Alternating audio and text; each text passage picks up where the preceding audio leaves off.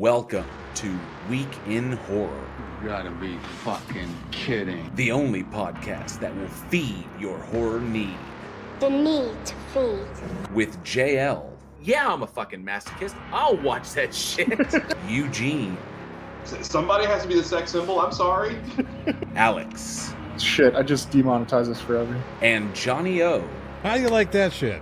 Got halfway through the monologue before unmuting myself. Golly, it's one of them fucking days. With industry guests. Hi, this is Richard Oakes, Director of Host. Hey, this is Adam Leader, Director of Host. This is Matthew Mark Hunter. I'm Donna Nelly. And you're listening to Week in Horror. And you're listening to Week in Horror. And this is Week in Horror. And you're listening to Week in Horror. Welcome to prime time, bitch! News, trivia, and more. One by one, we will take you. Join our live show Wednesdays at 7 Central, youtube.com/weekinhorror, and wherever you listen to podcasts. Week in Horror. Stay scared.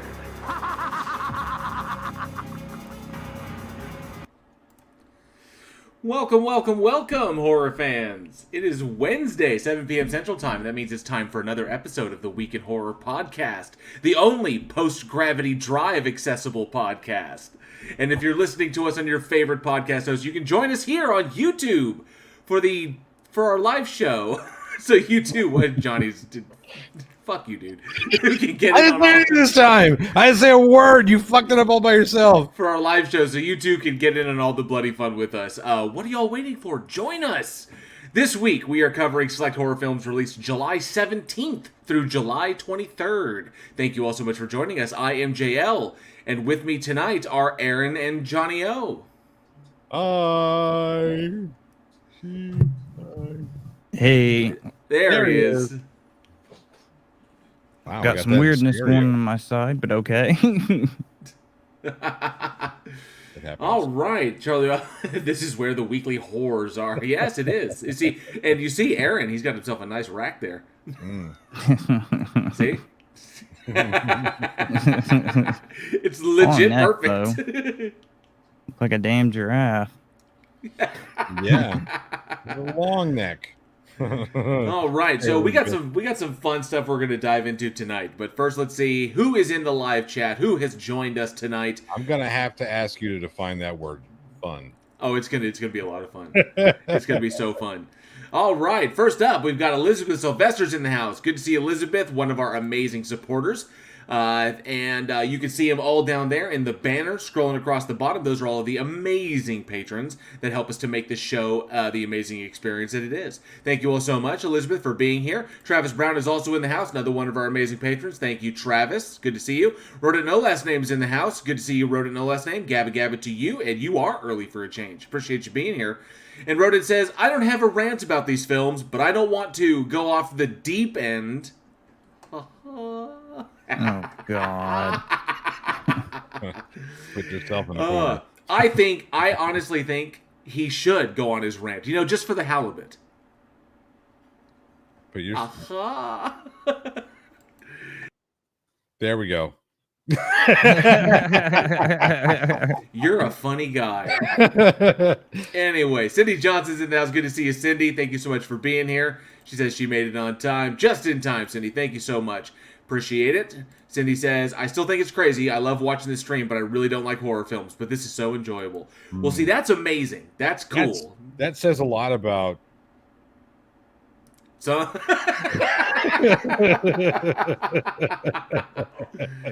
Well, we appreciate it, Cindy. Thank you so much for being here. Jinju's in the house. Says hello, everyone. Hope everyone grabbed their machetes and axes on their way in. Never know when you might need them. This is true. Always be prepared. We need harpoons. We need harpoons? Yeah, harpoons. Definitely. Yep. Rodent Ellis Ames says, y'all gonna go to Eel for that. The ocean puns have begun. I won't stop. You can't Mako. Yes. What? At least make the puns good. That just hurts. This is Sarcasm said that was good to see you, Sarcasm. Sarcasm, there's a little bit of a delay with Teespring, and because they are finicky on their shipping time. So let me know. Weird. I don't get it myself. So, there have been times it's taken like 2 weeks to get something to like Puerto Rico, and then sometimes it'll take like a matter of days. Took and me then 2 years to get something to fucking Switzerland Denmark. Jesus Christ. Yeah. So your pint glass should be on the way to you. Let me know when that arrives, and I'll definitely let me know if it comes. It should come intact. There haven't been any problems yet, but you never know. So hopefully that'll get to you. One show up at one of my fans that needs some assembly was required. So, but Sarcasm won the official Week in Horror pint glass on the last on the last episode's trivia question. I want to make sure that gets to him all right. Sometimes they ship quick, sometimes they don't, and I get a heads up. It's kind of like when it was kind of like, where's the notification I get when it's shipped out, and just Teespring. What are you gonna do? Donnie does it's in the house. Good to see you, Donnie. Says, hey everybody, good to see you. Thank you so much for being here. Oh, I love that. I love that big Aaron. That's good. Yeah. Hi.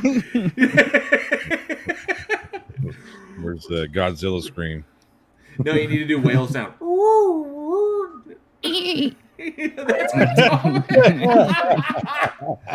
That's oh, we're so going to get there. We're so going to get there. Charlie Welch is in the house. Good to see you, Charlie Welch, another one of our amazing supporters and the only man on the internet you never make a bet with. Good to see you, Charlie. Thanks for being here. Joshua Lee is in the house. Good to see you, Joshua Lee. Says we're going to need a bigger boat for all these puns. We are going to need a bigger boat for him. Mr. Malort said, no water theme? Disappointed. Well, Mr. Malort's also one of our amazing supporters, and I apologize. I was thinking about putting one together, but I couldn't find the elements that I needed. So it was just, I was like, this might look cool, and then nothing I could put together in the amount of time looked nice enough. The classic one, we did all classic movies. The black and white was easy, just change everything to black and white. But this one was a bit tougher. And I gotta say, JL, I felt that was a little lazy on your end. What was? Just make everything black and white? You could have made all the films classic films on the background. They were. Oh, yeah, I did. Did you? Yeah, I used all the Universal monsters. I used this one. You did. Oh, that's right. You did. That's right. Yeah. That's still lazy of you because there's space where you could have put more Universal monsters. I'm going to eat your fucking head. Anyway. So, Mr. Malord, good to see you. Thank you so much for being here. And you're absolutely right, Josh Lee. We're gonna need a bigger boat. Let me see. Charlie Welch says we don't stop. Goddamn right, we don't stop. Absolutely. Sarcasm, thank you so much. Says no hurry, JL. I'll let you know. Thank you. Appreciate it. Mr. Malord says USS Indianapolis is my trivia answer. Well, we shall see. We shall definitely see. Fuck you. Fuck you. Mine is the Philadelphia experiment. Oh, mine is a suck my asshole. Sarcasm says blood vessel made me seasick. Or seasick. I'm not sure which one they mean there. Made me feel kind of funny inside, but long story. Travis Brown says we're going to need Leonard Nimoy to save these whales. We absolutely will. So, before we thank you all so much for being here, we do appreciate it. Everybody who's hanging out in the live chat, and of course all of our amazing kind of patrons. whales, though. Well, technically, none of them are whales. They're sharks and dolphin. Yeah, big ass dolphin. So we do appreciate everybody being here. Thank you so much, everybody in the live chat, and of course all of our amazing patrons for helping us make the show. So we got one thing we're gonna take a look at, and before we dive into tonight's movies, and I know the two of you are totally excited about this, and if anybody in the live chat hasn't seen this, the official trailer for Rob Zombie's The Munsters dropped today. The official full trailer. You know, I thought it was bad when he was making shitty Rob Zombie solo music. Then he started making films. He's like, let's take some people's childhoods and ruin them now. We've gotten their adult and teenage years. Well, we're going to find out because we have the trailer here, and we're going to watch it live with the live audience. And y'all, who I think y'all are seeing this the first time, aren't you? I have purposely stayed away from this because it's Rob Zombie. You knew I was going to put it in your. You knew I was going to put it on here. So exactly. Yeah. So yeah, without further ado, let's dive in and check out Yeah, that's right. Everybody in the live chat, I'm brace going to yourself. Amber turd your pillow, okay? Everybody in the live chat, brace for impact. And here is the full trailer for Rob Zombie's The Munsters. For educational purposes, by the way, YouTube. I've tweaked it a little bit, so.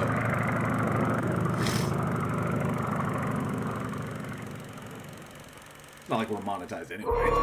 Rob Zombie, Pissed off the because we're director promoting of his House stuff. of 1,000 Corpses, Halloween, and the Devil's Rejects brings you the That's greatest completely love sold story out. ever told.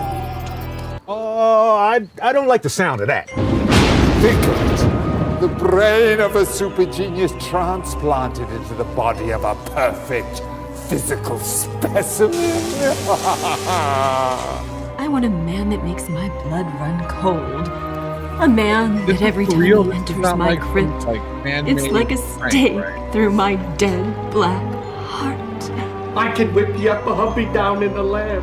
Oh no! Remember what happened last time? He was battered. I'm gonna go. Okay. Seen horror shorts with For a better vision. A queen. True love. What exactly do you want? Is Herman Munster in there?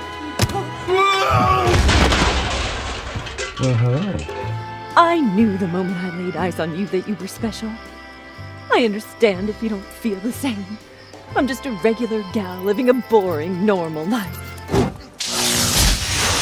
If there's one thing I know, is that the rest of the world melted away as soon as you appeared in my life. It seems Miss Lily is truly in love. Oh, come on. You know and I know that we gotta get rid of that bozo Herman Munster.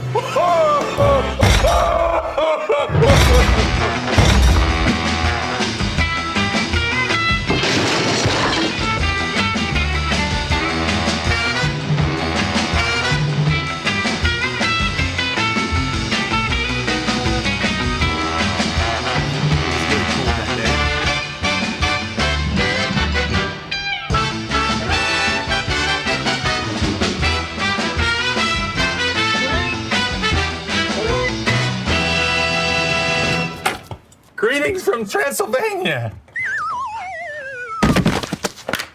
That's a strange way of saying hello. Oh, I guess we're gonna have to get used to it.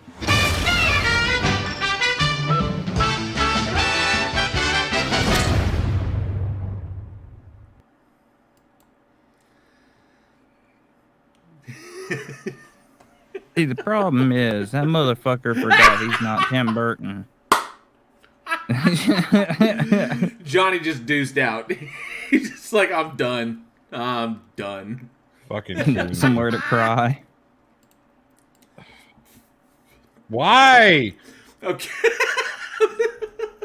Why? Fuck's sake. Rob Zombie, listen, dude. You've made enough money with shitty music. Okay. White Zombie, great. Okay. Go back to White Zombie. Rob Zombie, shitty. House of 1,000 Corpses, Devil's Rejects, that third piece of shit that you popped out of that whole series, then Halloween and Halloween fucking 2. All the turds you have taken. And you... This is the next fecal matter fucking sandwich that you're going to force feed us, you fucking reject. My fucking face hurts. I just, for fuck's sake, I have never been angry. I have never been so angry about.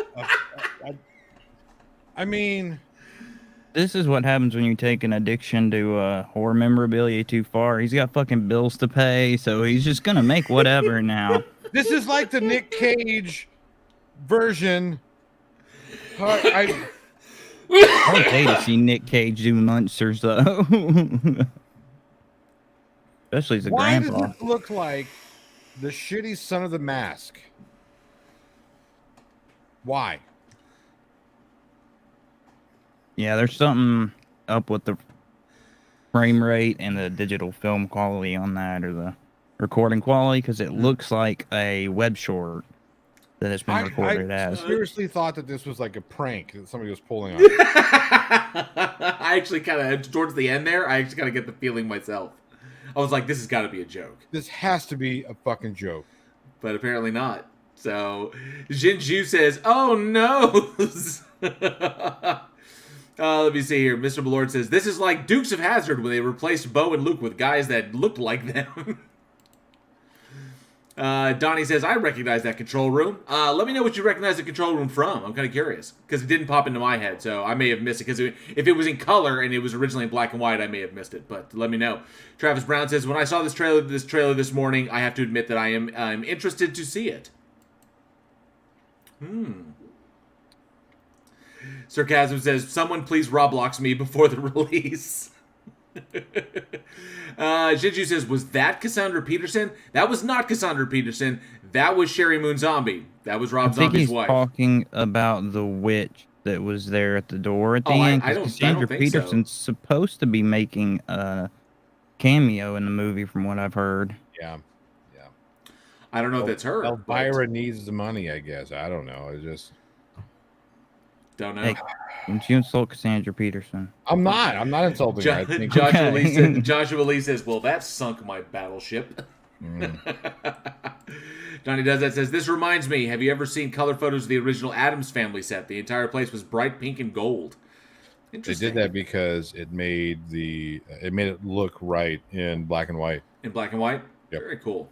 They were able to get all the detail out of it so they could still do, darken it, whatever, and still have detail. Travis Brown says, Johnny, go put some tape in your mouth and shut the fuck up. I will not, Travis. I will not, and you can't make me. Ivy Gentry says, it figures I'm late and they are on time. We're always on time. We arrive precisely when we mean to. Exactly. And okay, so I don't know if that was Cassandra Peterson. I didn't instantly recognize her if she played the witch at the end, the witch who opened the door. So maybe that was her. I'd have to look into it. But I wanted to show that to everybody. And Rodinello's name says, now I want to see this buried in a shallow grave.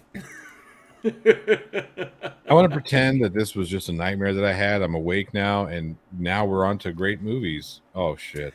This is this kind of turned into a TJ Miller kind of come up with the insults like Deadpool's face. Yeah, it's kind of like an avocado.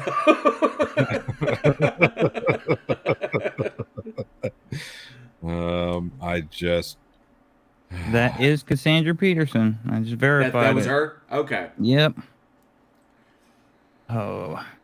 Oh, well, so yeah, there you have it. The live action Rob Zombie Monsters trailer. So that just dropped earlier today, and I'm glad I got to share it with everybody because Are you glad? I'm absolutely glad. He's a fucking sadist. I am. I'm a total sadist. It says so in the opening of the show, so it has to be true. Travis Brown says the witch is Cassandra Peterson. Okay, awesome. Fantastic. Like I said, Elvira needed the money. Donnie Does That says, I've seen it on Mysteries of the Abandoned on Sci Channel. I believe it's an old power station. Oh, cool. Awesome. And Josh Lee says, to be fair, Rob Zombie did have a song about the monster's car. Yes, Dragula. Yeah. Again, like I said, White Zombie, great. Rob Zombie, fecal matter. See, even I enjoy Rob Zombie up to Halloween 2. Even Halloween 1, if he had written it not about Michael Myers, but just as a standalone, it would have been interesting. Part 2 with the hallucinating angel shit, too far, and everything since then has just been, like he said, turd after turd, and now he just forgot to wipe. Okay, so my opinion, obviously, yes, I love White Zombie. I grew up with White Zombie. I love White Zombie's music. Rob Zombie felt very much like when the lead guy goes solo, and you get that same kind of effect. It was just there was a decline there because it's a difference when you're trying to do it yourself and when you've got your dedicated band that you came up with and that you trust each other, know each other, you know each other's shorthands, and when you're in the studio, kind of. So White Zombie was never really like that. They had revolving door at the guitar position, and I think. But still, they came up together and they know each other. And then Rob Zombie solo doing his thing was just the energy. I would say the energy, the attitude of it changed, and I didn't like that it was a departure. And I was like, it's listenable, but it felt commercial to me. It didn't feel like it was bucking any trends. It felt like he was leaning hard into the thing that made him kind of like. It was almost kind of like, this is the image of what White... This kind of like, here's the image of what White Zombie is, and now I'm going to lean really hard into that image and make it my persona going forward as Rob Zombie. And I was like, House of a Thousand Corpses I liked. I actually liked House of a Thousand Corpses. I like it when you juxtapose it against Devil's Rejects. And the reason why I did that, now I know from what I can tell, it was not Rob Zombie's intention to do it this way. But I consider the two films, I consider House of a Thousand Corpses as what was going on in that house as told from the Firefly family's perspective. So in their heads, it's all fucking crazy. Like, that's all the shit that's going on in their minds. That's why it's so wild and Hellbilly Deluxe kind of shit, and Otis is so wacky, and all the goofiness and all the weird shit you see all over the place. I consider that's what's going on in their heads. Like, that's their story. The story told from their perspective. That's what they see. Then you look at Devil's Rejects, which I think was the Firefly family story told from outside of their perspective, from the perspective of the world, because now they're forced out of the house and out of their environment, and they're in the world now, being chased by the police. Now it's the world's perspective of them, which is why it lost all of the goofy, weird. I don't know about all that shit. That's just the way I viewed it, and I thought that the two. Hang on, and I thought the two juxtaposed against one another played really well. I thought it was either. I think he either intended it or he accidentally stumbled into an artistic move that I thought worked. It may have been accidental. But it worked, and it worked for me, and I enjoyed it. And I still think Devil's Rejects is arguably his best film. Halloween wasn't bad. That's not hard to do because the stuff he puts out is absolute shit. Halloween wasn't bad. I enjoyed Halloween. I liked Malcolm McDowell. I liked the kind of like Rob Zombie vision of him, and plus I like the fact that John Carpenter signed off on it and said, "Don't do a copy of me, just do your own version." And I then he went and did a fucking copy. And then he went and did it, but I liked the first one.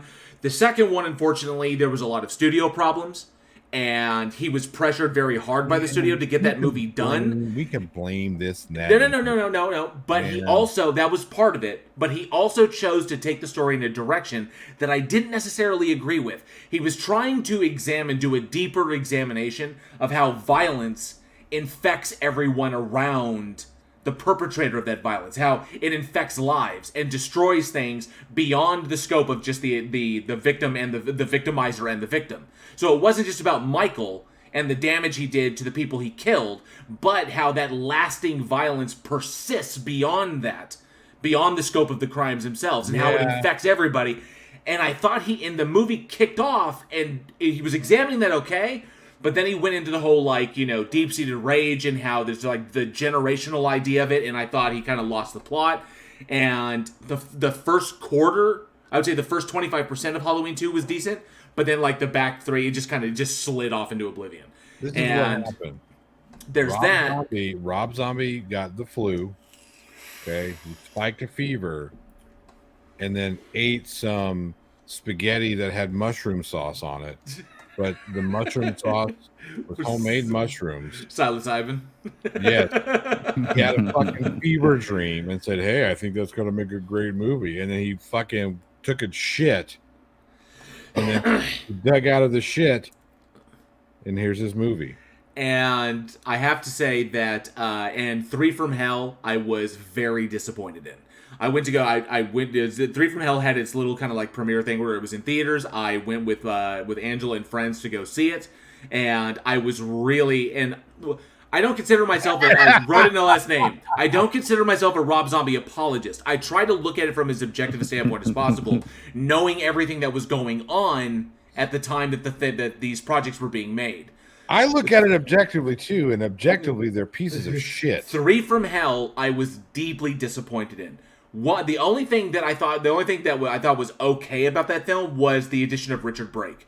I like Richard Brake, and I pretty much like everything that he does because he's a phenomenal character actor. He was the only real good part of 31 when he played I think he was Mr. Doom, but the whole premise of 3 from Hell was literally a redux of Devil's Rejects. We'd already seen that, and he hit the beats in Devil's Rejects almost precisely. Because I've seen Devil's Rejects so many times. I'm sitting in the theater watching 3 from Hell, I was like, wait a minute, he's already done this. And then, of course, the loss of Sid Haig of Captain Spaulding That's the worst part about it. Made it all the worse because now he's up there, and it was like, and he's up there on screen giving what is probably going to be his next to last performance when he gave that, and I was like, and you had him rehash a line from the second film. Why didn't you give him something solid? And it was just lazy. It was disturbingly lazy filmmaking on his behalf. And I was just bummed. That just bummed me out. So I don't know about this one. I don't. Let me see we're spending way too much time on this piece of shit Rob Zombie. Let me see. Travis Brown says Jeff Daniel Phillips, who's playing Herman, was one of the Geico cavemen. Well, that fucking explains a lot. Omni Oros Burrows is in the house. Says hi JL and Johnny O, and I'm gonna add in. Oh, nice shark. I'm gonna add in to Aaron to that. Thank you, Omni. This is deeper in his butt. Ronel's name. I don't consider myself a Rob Zombie apologist. I just try to understand what's going on, and like if there's mitigating circumstances, I will get why a film comes out badly. Or why a film doesn't come out as good as it should have been, as it was on paper. And here's the thing. But hang on. No. There's a but. But you're sitting on it. But I will also call out if there is no reason why a film should be bad or why a film came out bad. Here's what I'll say to this, JL. I can get on board with you when it comes to studio interference, right? Especially when you take a look at directors who have filmographies that have tons of good film in there. Mm-hmm. Rob Zombie is not one of those directors. I'm sorry, he's just not. He really isn't because, and again, not trying to be funny, not trying to be overly harsh on Rob Zombie. When you look at House of a Thousand Corpses, it was lazy. It was disjointed and not in a good way. There was a lot of things that he was trying to accomplish. Like he had, and look, I'll give him all the credit in the world for the idea of what he wanted House of a Thousand Corpses to be, but the execution of it was piss poor at best. I think that this being his first feature film, he made a shitload of mistakes. And then when he went to do Devil's Rejects and the way they kicked that off, I thought that was just too easy. Like here you have this firefight family who's no fucking problem kidnapping cheerleaders and murdering fucking cars full of people, shooting sheriff's deputies in the house, and shooting cops on the property. And all of a sudden, here comes this whole swarm of cops. Like they didn't know these fuckers were there already doing this shit for years. Get the fuck out of here! It was too lazy. It was too much. It was like Rob Zombie said, "You know what I need to do? I need to get them out of the house and on the road. How do I do that as quickly as possible? Oh, we'll just have a SWAT team show up. Like fuck off." It's a good firefight scene though. It's a good shootout. Okay, yeah, good. Yeah, again, this is what irritates me the most about Rob Zombie. You can see flashes of really good filmmaking. Yes. And they're House of a Thousand Corpses, tension without release. That moment when Otis has the deputy at gunpoint. No, again, yeah. And then he had that crane shot and he tried that draw out. And it was like, that was brilliant. That was inspired. Right. Unfortunately, the only inspired moment in the movie, but that's the point. You can see some really good. You can see that he's got some really good ideas, but they're just marred by shit everywhere else and throwaway characters. And the baby character was just like, come on. And then the baby character was nothing like the original baby character. Like House of a Thousand Corpses baby character you don't see that type anywhere else in the Three from Hell. Yeah, that's why I glimpsed it. There was okay. So the tension with that release shot in House of a Thousand Corpses is the best moment in that movie, in my personal opinion. It's the best moment, and it was but like I said, I like to view that film, whether it's intentional or not. I like to view the film as it's the story told from their perspective. That image is what Baby conceives of herself as. That's how Baby sees herself. That's not how the world sees her. That's how she sees herself. Otis, we see him, the world sees him like Devil's Rejects, like the grungy, bearded, disgusting, dirty psycho, hillbilly, homeless dude, homeless, vagrant, whatever. He views himself as like this cult master thing that we saw in House of a Thousand. Yeah, they have these images, and the only person who's realistic, who has a realistic perspective about themselves, is Captain Spaulding. because he doesn't change from the first one to the second one. I think that's just because that's Sid Haig, right? I think but I also think he's out of the bunch of them, he's the most sane. So he's literally the only one who's got a bead on it. So the other ones, you could say that they are just abject psychopaths, whereas Captain Spaulding's more of a sociopath, which is why he can interact with the public and not give away the game. He can have a storefront where he sells gas and fried chicken and makes commercials and does those things, and participates in ritual killing and all kinds of craziness. Because but don't baby. She go to the store and buy shit from Goober. We like to get fucked up and do fucked up shit. Hell yeah! What he was going for was that 70s grindhouse style film, and that's all. It was shock value after shock value after shock value, and that shit gets really old, really fast. Especially the way that he did it. There was no real. Once it started, it didn't stop, and there's no real break in between that to give us the ability to kind of process and move past the first one, like Fish Boy, and then that was it. I mean, Fish Boy, and then next thing, next thing, was like, come on, man, and we just. He was a real blessing. Yeah. Okay, I do like Bill Moseley and the almost like higher functioning Chop Top he kind of brought to that role is kind of what he had. So, but I'll say that the Tension Without Releasing, best moment in House of 1000. I like Devil's Rejects through and through. I liked it I just enjoyed it. It was an enjoyable film for me. The only moment that I really enjoyed, that showed any kind of depth or growth whatsoever in 3 from Hell was there were two or three moments, and they were very short scenes, where essentially, because they've been locked up, they've been in prison for like over 10 years. And Otis has been in prison, Baby's been in prison, but Baby was locked up in solitary confinement the entire time. So she's been in solitary, which strange credulity, because she had a whole bunch of tattoos that she didn't go in. So if she was in solitary confinement the whole time, how did she get tattoos? I'm not 100% sure. But nonetheless, there were moments there where Zombie explored Baby's psychosis and what's going on in her mind, and the fact that she went into prison. She came out of prison when they escaped more crazy than she went in. And the fact that Otis points that out, it's like, nah, she's way worse than she used to be. So, but in prison, they explored these moments that kind of viewed it from the prisoner who's been locked up in solitude for way too long. And I kind of dug how he played with that, but he didn't explore it. He touched on it, but he didn't go anywhere with it, which was a damn shame. Which just made me even more disappointed. That puts the point on the exclamation point about his lack of vision when it comes, or lack of execution when it comes to filmmaking. Yeah, and Donnie does it. Says, so you say he's really good at making puzzle pieces. Just the pieces in the box aren't necessarily all from the same puzzle. Yeah, I would say that's accurate. Yeah, that would be accurate.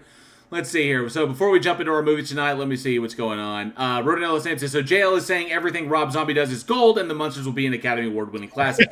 It's definitely, it'll probably win some awards, but I don't think, but see, that's a wild thing. As bad as Johnny makes out to be, he has not won any golden raspberries yet. I'm smelling a golden raspberry coming up for this one. I am smelling it. Sir Kevin says, if there be a turd... would you dare give me the raspberry? Sir Captain says, if there be a turd that needs polishing, JL is your man. Damn Skippy. Damn Skippy. I'm proud of that title. Rodinello says, for every Ed Wood, Tim has a Willy Wonka. Rob doesn't even have that. Agreed. Travis Brown. Travis Brown. Oh, what's the matter, kid? You don't like clowns? Why? That scene was fucking amazing. And Sid Haig is fun. He's good. Sid Haig is good. He's the best part of those films, except for the last one, because, he's there for half. Don't we make you laugh? Aren't we fucking funny? I'm going to come back here and check on you and your mama, and if you don't have a reason why you don't like clowns, I'm going to kill your whole fucking family. Now get your little ass out of the car. The fact that he himself realizes. The kid gets out, he's like, oh! He's like, I am fucking crazy, dude. Oh, I fucking love Sid Haig. Man, I miss him so much. I really do. Fuck. He was a funny guy. That dude was amazing. Oh, I fucking miss him. Travis Brown says it'll be a golden rotten tomato. Yep. Oh, wrote in us name says Baby was just a Safeway select Harley Quinn. Yes. Yeah. And we all know how I feel about Harley Quinn. All right. So, but for everybody out there, we've digressed quite a bit on Rob Zombie and the ups and downs of his career, according to Johnny, all of the downs of his career. But I guess the movie's coming out, so I guess we will find out when the movie comes out, because I won't. I will watch it. I will. I have to. So no, JL, I'm here to tell you, as your sponsor, you don't have to. But we got some horror movies that we want to get to. We have to get out to sea there, matey. Aaron, what do we have up first? We're still doing a podcast? Okay. We're still doing Aaron, you're my favorite. All right. From July 17th, 1987, we have Jaws, The Revenge. And that sounded way more impressive than this movie actually is. Let's see that trailer.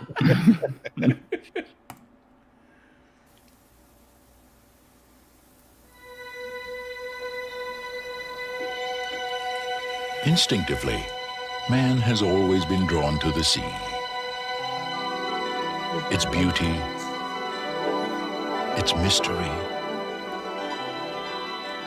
its secrets. But there is also a vague uncertainty, a sense of intrusion into an alien world, where man is unwelcome and completely at the mercy of the most terrifying predator on Earth. Man's deepest fear has risen again. Jaws, The Revenge. This time, it's personal.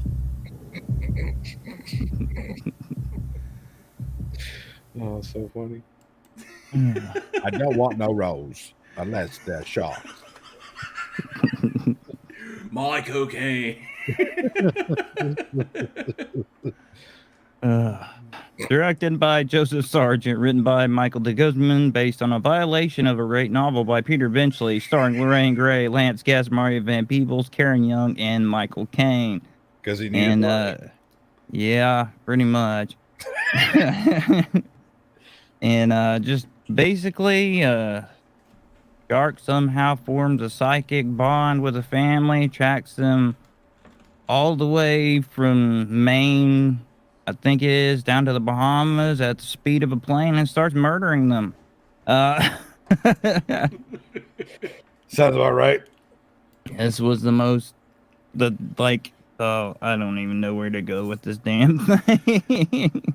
Well, I mean, obviously the big thing here, Jaws being one of the seminal ocean horror film created by Steven Spielberg, kicked it off, 1977 or 76, 77.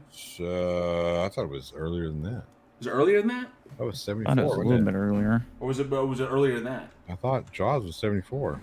75. 75, yeah. 75. So, 1975, Spielberg comes out with Jaws, amazing film. Once people were terrified to go to the oceans, go to the beach. This is the fourth one in the franchise, and the biggest problem with this one is that it was okay. It was pretty much a fast and dirty production. It was what they did to get it done and the corners that they cut to get there, and that I felt was the most problematic. And the fact that a lot of the original cast were kind of like, we're not doing this. Yeah, this is ridiculous. Especially Roy Scheider. So, on average, the time it took to make a Jaws film was about 2 years. Yeah. To make each Jaws film. This one was knocked out in 9 months. So, here's the thing: you go back and watch Jaws original, and then you forget that it has a lot of shitty sequels because it's so fucking good. You remember that Friday the 13th has a bunch of shitty sequels, Nightmare on Elm Street, a bunch of shitty sequels, all these Hellraiser shitty sequels. This one here, Jaws, great. You've seen Jaws Revenge though? And they're like, no. And then you go back and watch, no, I have seen this piece of shit. You forget that you've seen it until you watch it again and realize how bad it is. there was a lot of things that were done. It was just because it was done so fast. It seems like it was, again, paint by numbers, 4 colors, and we still seem to mess this one up. I don't feel like they gave this movie the attention and the care that it deserves. You know, you go back and you look at some of the other franchises, you could tell they may have been misguided, with the exception of Hellraiser because of all the bullshit. But you go back and look at Nightmare on Elm Street, even all the sequels, the second one, people hated. They hated it for a long time, and they finally got it. But you go back and look, some of those were, you could tell that people who made these movies actually cared about this franchise. They may have just missed the mark a little bit. This one here just looks like they were just like, hey man, we need to make a movie. Let's make something we can make some money. Quick fix, turn around, boom, making money. And they failed a long, and you know, the thing is, there's some great actors, great talent in this movie, and it all just seems wasted. Oh yeah, with Lorraine Gary coming back to play a role as the widow Brody, now that Roy Scheider's character, who appears in archival footage from the first film, only from the first Jaws. Yeah. And then so Lorraine Gary is back, and then of course Lance Guest, Mario Van Peebles, and then of course the legendary Michael Caine's one of the was up in there. In fact, Lorraine Gary was most excited about taking on the production. The number one reason she said yes was because she got to have an on-screen romance with Michael Caine, and she was like, I can't pass that up. And so, and it was also, she kind of got it because I think she was married to she was married to Sidney Sheinberg at the time, so it was kind of, she was just a shoo-in for getting that.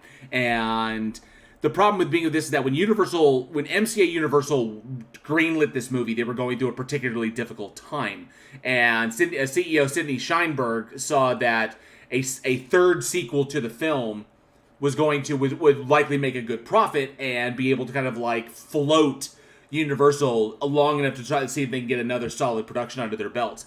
And unfortunately, it kind of did save the studio, because it coasted them along as best they could. But this is what happens when desperation gets in the way. When the studio itself is kind of like, we're hemorrhaging money, we don't know what to we not getting anything solid. We've got to come up with something. So, and tapping into the old school Universal monsters was not really an option at the time. So what's the best that they can possibly do? They need something big that'll really, really hit. Yeah. And then you could tap the Jaws franchise. And that was the best that they can do. So they changed the setting a little bit. It goes from Martha's Vineyard, which is where the film starts, up at Amity Island, and then takes place down in the Bahamas, which is also crazy because great white sharks don't go to the Bahamas. The water's too warm. And so they move it down there, and then, the not weird kind holiday? of... Yeah, she went, the story follows Elaine. No, I was talking about the sharks. You said you don't go down there. I said, not even on holiday? No, not even on holiday. Yeah. So. Really quick, I do want to give a huge shout out to Judith Barcy, who was in this film. As one of her, it's close to the end of her career, unfortunately, because as many who know the story about Judith know that she was murdered by her father shortly after All Dogs Go to Heaven. For those of you who don't know, Judith Barcy was the voice of Ducky from Land Before Time. Yep. She was Thea Brody in this. And of course, she was the little girl in All Dogs Go to Heaven. She had the sweetest little voice. She was such a talented little actress. She's Anne Marie, and All Dogs Go to Heaven. All Dogs Go to Heaven, yeah. So, yeah. Sad day that, some psychotic person didn't, take his medication properly. And yeah, it was bad. Yeah. And of course, the biggest, go ahead, Aaron. Sorry. I was going to say, the Joseph Sargent, when he got it dumped in his lap, they were like, Universal's like, this is our salvation. They expected a miracle out of it. And you can tell he tried a ton of different tactics and just jammed them all into one film. And there's some stuff in there that could have been salvaged. Like, Lorraine Gary said there was a lot of focus on the family and the relationships. Those were actually pretty good. The romance between her and Michael Caine, the relationship between the son and his wife, just all of that stuff was great. But then, it's supposed to revolve around this one central plot line, and they could not decide where they're going with it because they figured they'd add some mysticism and some magic with this psychic bond where he's tracking them, and the mom has visions and knows when it's attacking, but then suddenly she doesn't, with no reason at all, and they couldn't pick attack and just go it, so it's just a muddled mess. It seems like in the pre-production phase, or at least the script writing phase, they just took a whole bunch of ideas. Hey, these are all possible ideas that we could do, and they just put them all together in a script and said, hey, here's our script, and nobody went back through it and said, but this doesn't make sense. This doesn't follow, because you're right. There are some really good moments in this movie. And again, this movie made like $60 million in the box office, almost tripled its budget. And then became a legendary turd. Yeah, well, predominantly you could talk about that. The reason being the shark, and it's because Henry Miller and his special effects team, they arrived in Nassau about a month before principal photography began. So they had a month to make all the sharks that would be used in the production. So that from their notes that they made two models were fully articulated for movement in the water. 2 were made for jumping out of the water. 1 was made for running into stuff, and 1 was a half shark, which was the top, and 1 was just a fin, the one that you see cresting out of the water. It comes along, and the fully articulated models were I think about 25 feet in length themselves, and they weighed 2,500 pounds. So they went through. They made them as fast as they could within a month's time, which is the primary reason why in my personal opinion, they don't look good at all. The Jaws, the Bruce shark is the best looking out of all of them. As a matter of fact, I would actually say the Part 2 shark was actually pretty damn good, because they knew what didn't work in the first Jaws, and they capitalized on in Jaws 2. It's like, okay, we can do this a little bit better. And I thought that shark was actually pretty damn impressive. Mm-hmm. But the Bruce shark was fantastic, especially coming out of the water with the mouth and everything. That was kind of a believable shark. These, unfortunately, not so much, and especially when it's in the water and it's moving around, it looked absolutely fake. And I think that really, really hurt it. Luckily, I mean, that's why it's kind of a 50-50 film. You got half of it which focus on Lorraine Gary and Michael Caine, who are both phenomenal actors. You got the side plot of her son Michael and Mario Van Peebles, who are great as well. And the camaraderie and the cast all works together, and everything is just spot on. The problem is that when you try to make it fast, and you try to make it on the cheap, fairly on the cheap, in order to try and get as much profit as you can out of the movie, you unfortunately are going to leave some things on the wayside. And what would have made this thing really solid would have been a better storyline, a little bit more coherent storyline. And they tightened up the script, Right. And, of course, a better-looking shark. But that's what happens when you get a fast and dirty production. And sometimes it works. They could have done a similar thing that Jaws did. Now, another reason why that Jaws didn't show the shark very much is because Bruce just didn't look very great. On camera, he wasn't very photogenic. People talk about, well, we could tell it's robotic shark. We could see this shit. We could see that shit, and it worked really well. It made it a lot more frightening. And I feel like they could have tapped that a little bit more than they did, but we don't have to see the shark so much, and they could have tapped into that psychological aspect of it. Like, we know what's going on, even though we know it's a shark. We knew it was a shark in Jaws. I mean, it's fucking called Jaws, a gigantic shark on the poster. You're going to watch a movie about a freaking shark, so we know it's a shark.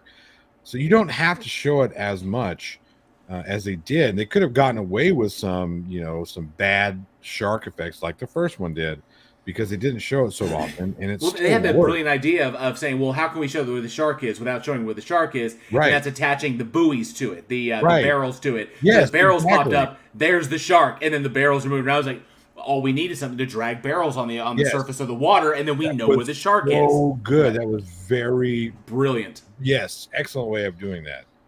And I feel like go ahead, Aaron. The thing that killed them was that they designed all these sharks. They put all this work in. They had not finalized the action sequences and the underwater sequences with the shark. So they're designing these sharks. They're still writing all this up, and as it's coming up, I cannot remember his name, but the guy who's the head of designing was like, we're never going to be able to do this with what we've done. They did not decide what that shark needed to do before they made the shark. So there was a conflict there, I mean, especially back then, you better know everything the shark's going to need to do, because it's not like you're going to get a fully articulated one that can just do any damn thing. It seems like because they rushed it, because they needed something to make money. I feel like this could have been a much better movie had they spent the time that a Jaws movie really needs. Even if they spent another 3 to 4 months just in pre-production, just in the writing stage, I think this movie could have been 10 times better. Right. And and I have to say, I was a bit perplexed by the ending of it, because there are two ways the shark dies. And for those who haven't seen it, for those in the live chat who haven't seen this, or maybe I don't know if y'all have seen it or not, but there's actually two death scenes. And the first death scene, the original death scene, is that the shark comes out of the water after pulling Mario Van Peebles' character off of after pulling Jake off the bow of the prow of the ship. And so, what is that called? Damn it, I don't know my ship terminology. Is that the prow? Even I've forgotten. I think so. It's not the mast. It's the. I'm not a sailor. And people live chat, that's part of the boat that sticks out in the front. Let me know what that is. But anyway, Jake is on that, and the shark jumps up and grabs him and breaks it while it pulls him into the water. So that part is broken. Then the shark jumps again, and then Ellen Brody drives the boat directly into the shark and impales it on the broken. I know the word is here. The bow.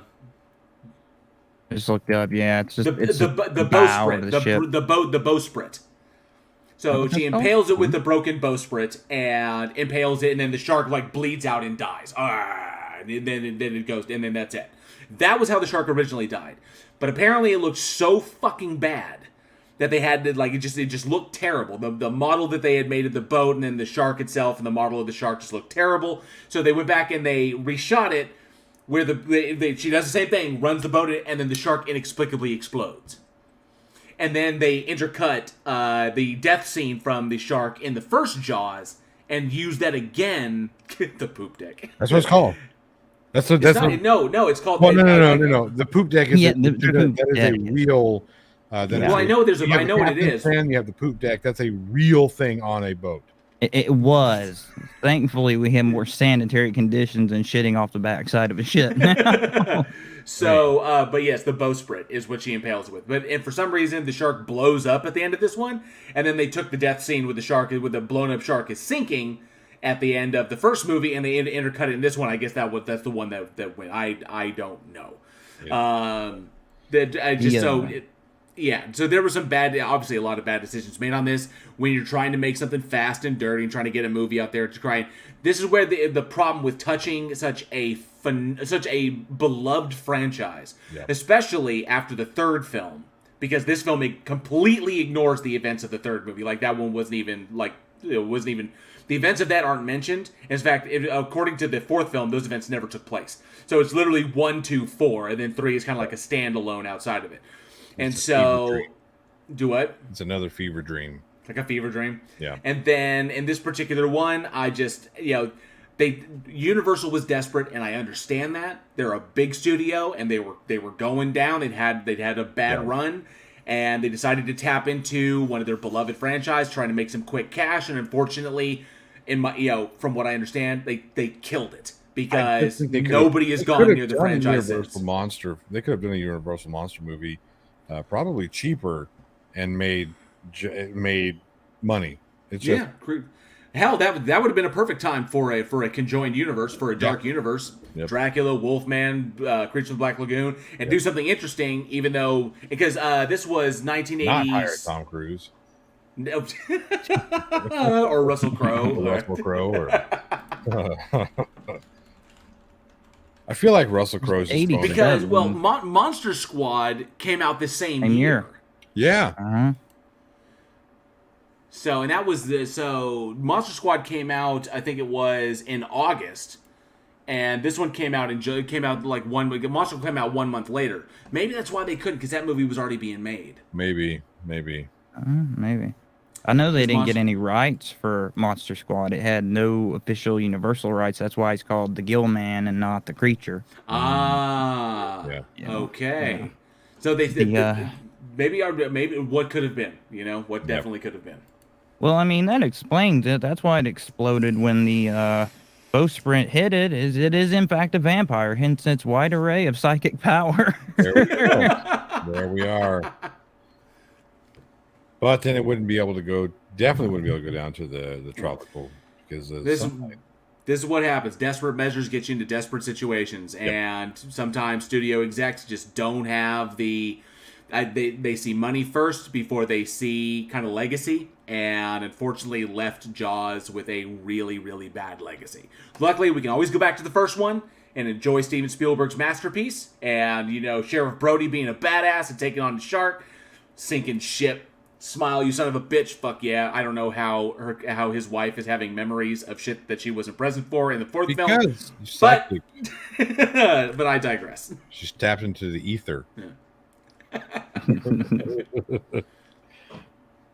All right. I swear to God, if sci-fi turns or makes vampire shark, I'm suing the shit out of them. You know they're going to. Right. That's ours, though, sci-fi, motherfuckers. Count Sharkula.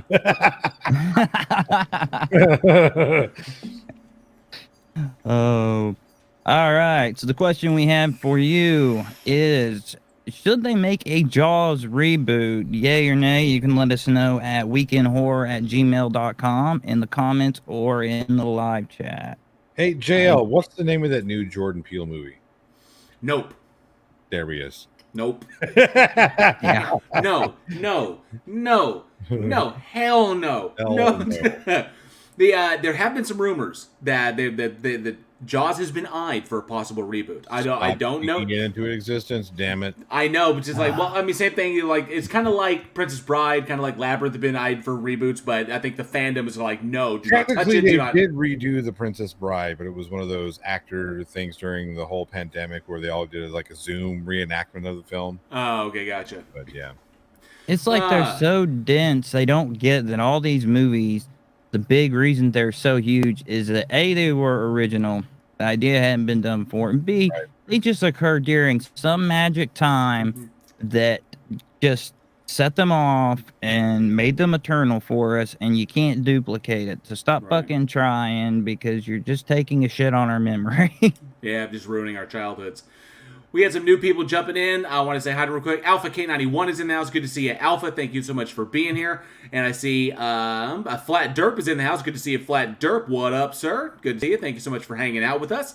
And I see also NANA is in the house. Good to see you, NANA, one of our amazing supporters, one of our longest supporters. Thank you so much, NANA. Yep. We do appreciate you being here. Because he's tall. Because he's so long. Mm-hmm. And Ida Pimp You to Ho is in the house. Good to see you, Ida Pimp You to Ho. Thank you so much for being here. We do appreciate it. Thank you so much for hanging out. And Ming Mercy as well. Good to see you, Ming Mercy. Thanks so much for being here. And I see that the vast consensus is, and we're going to go through this real quick. Jordan Peele. So NANA says no. Joshua Lee says nay. Travis Brown says no and nope. And NANA says fuck no. And Jinju says no, just fucking no. And Travis Brown says, as Marty McFly said in 2015, shark's still fake. And Annie says it would be shit.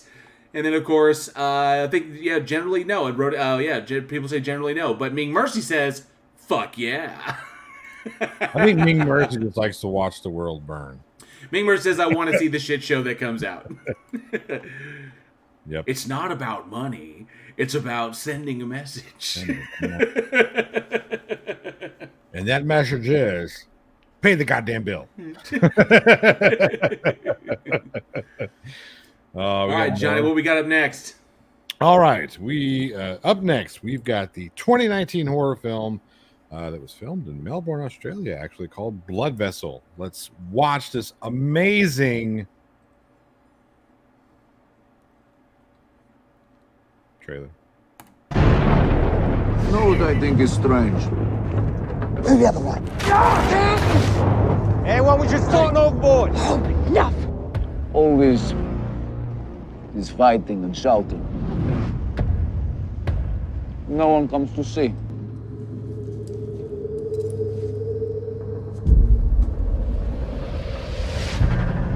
Engine's running, but nobody's home. Bet this tub's still crawling with krauts. What the? I heard flyboys talking about gremlins causing all kinds of trouble. You know, whatever happened on this ship wasn't gremlins. Something far more real. And that was strange. Hello, darling. Is this yours?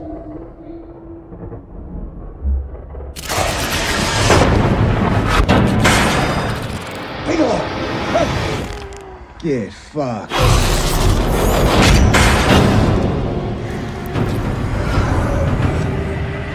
Been killing monsters for years. A few more won't hurt.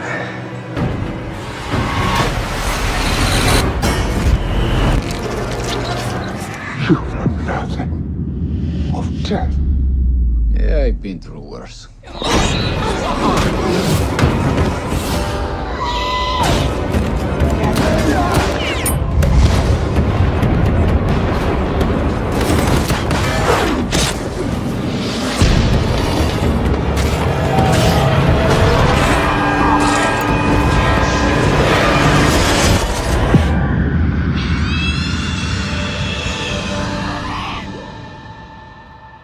They are not so easy to kill, no? As mad as a cat's snake. Piece of piss, mate.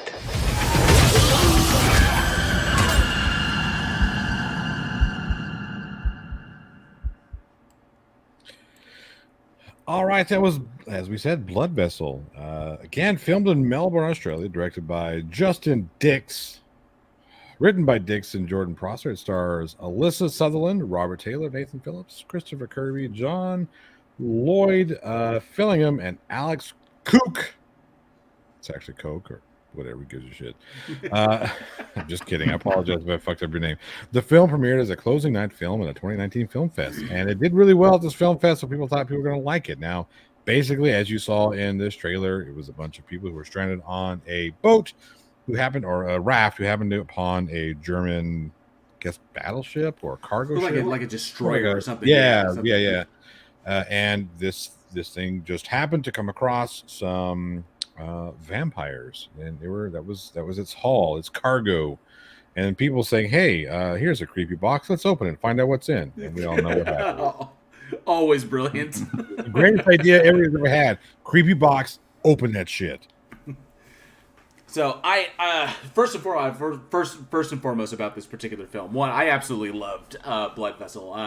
I showed it before when I first came across. I showed it in the Discord, and going back and watching it again was even better. I got to show Angela it. I absolutely love this movie for two reasons. One, casting wise, every single person in this, because the individuals who are trapped on the life raft are all people who were on a medical ship, and the medical ship was torpedoed.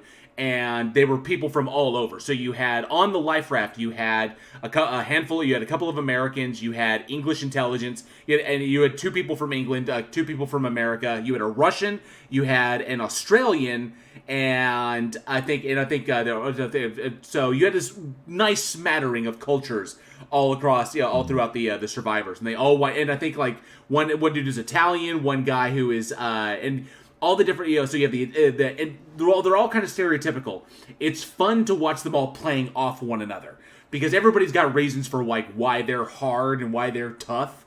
And so like the Russian, the running gag of the Russian, the running gag of the Russian. I've had worse, or I've seen worse, or something. And of course the Australian. Probably true, by the way. The Australian just taking everything in stride. Everything's all good. And then everything wants to fucking kill you. So I loved the cast. The cast played brilliantly to their roles and to the situation, this extraordinary situation that they're all in. And I love the production value of the movie. And the production value of it was brilliant because compared to another on-ship horror movie that this kind of reminded me of Triangle.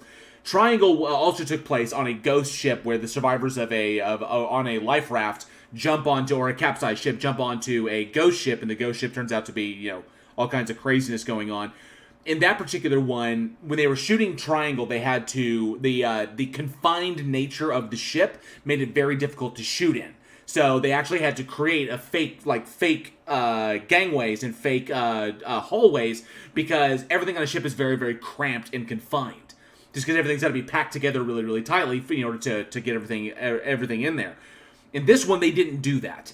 So it's a vampire flick where the vampires are discovered in a box, and then they open up the box as you saw in the trailer, and then the vampire comes out, but I loved the notion that everyone was in the coffin, that the ship, the natural confining claustrophobic nature of being on a war destroyer where comfort is not the intention. It's utility. Utility and functionality is the intention. So you pack as much as you can into as tight a space as possible so that you can get as much efficiency as a war vessel, and people just have to deal with it. So, and I love the idea that the entire set was the coffin. And I dug that. It was a really cool addition to it. I agree with you. I just wish we could have seen a little bit more of it, right? This like new wave idea of everything having to be in horror films, everything's got to be super dark in the background and whatnot, and we can only see like silhouette and shadow and whatnot move. You can introduce a little bit of light so we can see some of these really cool choices that the art department has made. Right. I feel like sometimes it gets wasted. Like that if you were to put a couple lights on there, you would see some really inspired choices, but because of the way they light this sucker and the way they just I want to see some of it. We don't have to. I'm not saying like fucking studio sitcom like that shit, but you can put a little bit of light in the back. So you can put a little bit of bringing out some of the things that are happening in the dark. I thought that the way they lit the vampires worked. The Strigoi, as they called them in this. I thought that the way they lit them was really serviceable to the creature design. I thought that was really cool. But I get what you're saying about the sets themselves. A lot of production value in that set just went unseen, right? Because everything is just so dark. Because we have to have creatures lurking in the background, stuff like that. See, but I was watching that Netflix films that like films that made us, and they were talking about Halloween. And how that was one of the seminal things they wanted to do in Halloween was have that lurking shadow in the back, but they were able to do so where you could still see other things that were going on. It's just these specific places we didn't want you to see. And I feel like a lot of people, when they try and achieve that, they don't do it the same way that it was achieved with John Carpenter. In Halloween, where they didn't, specifically like contrast that dark with set lighting. So we could still see the house that Laurie Strode is in. We could still see, like when she's in the fucking closet. You know what I mean? I just think it's a shame that you can tell that somebody in the art department really loved these sets, and we didn't really get to see them. I think part of the reason they did that is to kind of convey that there's something not right on this ship, because not only is it basically empty, but it's busted down and clearly not fully functional. Yep. And then if you notice too, this does not play out like a normal vampire movie. A normal vampire movie it uses the standard vampire trope. One vampire makes two, makes four. And you really don't see them until near the end fighting off the horde. And they make the decision to do that. But it uses the actual ship itself and the terrain within the ship as the opposition to them, the obstacle, because it takes a good while before they really start to engage the vampires as the normal threat a vampire would be. I mean, the little girl is with them forever before she ever does anything, and she's kind of the lurking threat. But I think that's really why they did it, is to convey that, something's fucked up here. Sure. No, I'm not saying that, again, I'm not saying that we should have seen like every little bit of detail, but I would like to have seen some detail in that set design. Yeah, I think some red lights would have been appropriate too, because they do have those and they kick in when shit goes wrong on a ship. So, light it up with that. That's creepy as fuck. Yeah, exactly. But go ahead. Sorry. Oh, I was just going to tell you that talking about the little girl, that's what, I mentioned a little bit before, is that this has elements of Ghost Ship in it. Normally, I would call bullshit for lifting stuff, but you can steal all you want from Ghost Ship. Might as well put it somewhere good. There were elements. Like, you got the that were little girl, and and then the gold bars too, and stuff like that. And it really feels like that combined with almost a Salem's Lot, because the ultimate threat isn't running loose on the ship; it's buried. So, you can go jail. I was just. No, it's all good. I would, and what I was going is like, and I agree. I got to agree with Johnny there. There was a lot of production value that was kind of missed.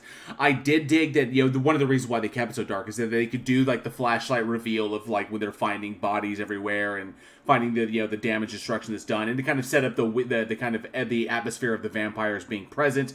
The use of red light when red light was necessary in that, but of course, keeping everything so dark that also allowed them to play with the kind of perspective of the vampires themselves when the Strigoi the idiot Italian looking for more treasures and stuff opens up this buzz. What is in this giant coffin-like thing? It opens up, and then there's a monster inside.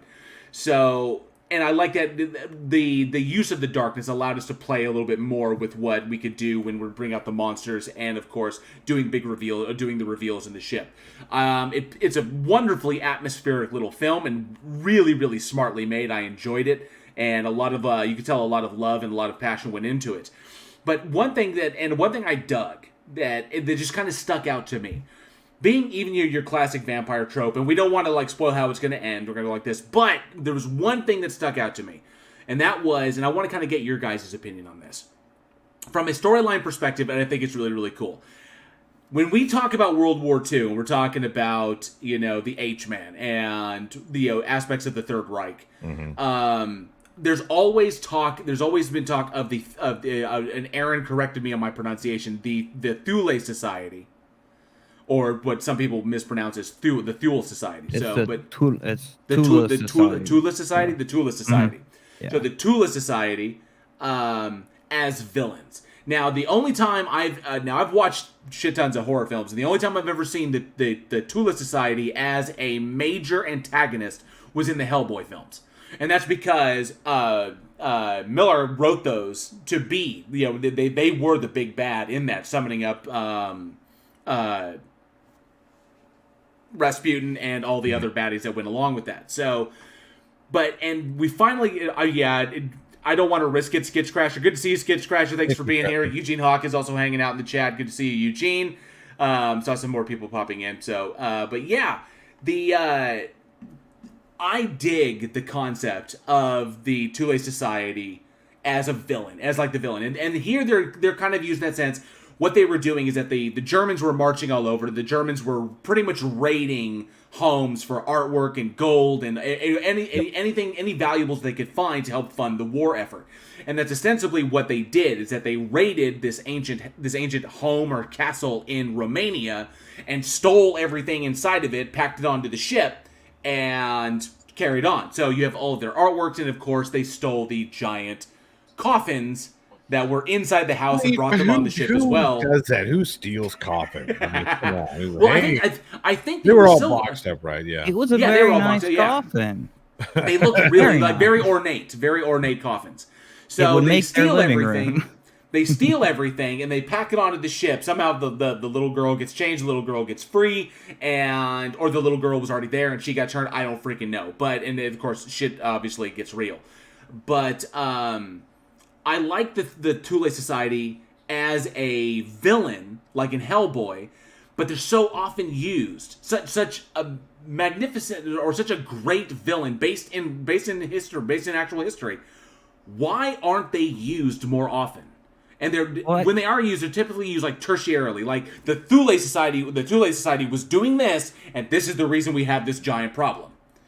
But we never get to see them in action doing what they do. And I mean, is there a reason for that?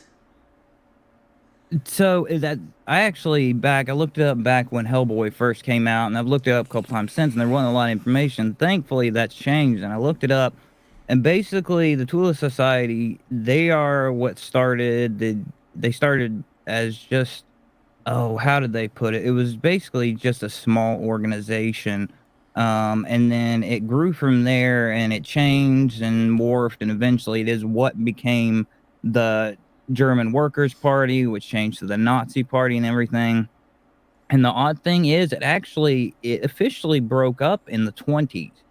And Hitler swore it off and everything. But the cool thing about it is when it was functioning, it was kind of what everybody thinks that the Freemasons are now. It was this secret society that they, especially in Bavaria, they raised some hell, which Bavaria, home of the Bavarian Illuminati, kind of, that I think would give a little nice little spin on it. But they nearly caused a coup in one city in 1919. And yeah, they disappeared. One guy tried to bring it back and failed and everything. But the fact that it had all these ties and this political influence, and there's just enough occult information on what they believe, because obviously the guys who were members or carried on the beliefs ended up on the end of very long unfriendly ropes at the end of the war. But they believed in Hyperborea, no, not Hyborea, not Kona, Hyperborea, this mythic land that's supposed to be north of Germany, northern gods, and it was a folkish belief system where Aryans were this holy race and all this stuff that played into the party line. But given that it disappeared in the 20s, but you still see little reflections of it here and there, like there was one unit in the SS that had influence and everything, and certain members of the Nazi Party more influence. It gives a lot of ground to play with, because anything that's fleshed out too much is set in stone, and you can't do anything with it when you're writing. But there's good ground to start with on it. I think somebody could really run with it if they wanted to. It seems like they're only really ever touched on, like in Captain America. Okay, Captain America, they touched on it slightly. That's where that essentially that Hydra was an offshoot of that. So the Red Skull and all of his stuff was offshoot of the Tula Society. And then you get him here and there. Only I think it's Mark Miller really went after it and made it into, like, tried to examine it and make it into this big bad that was, like the secret society that was trying to control things around the world.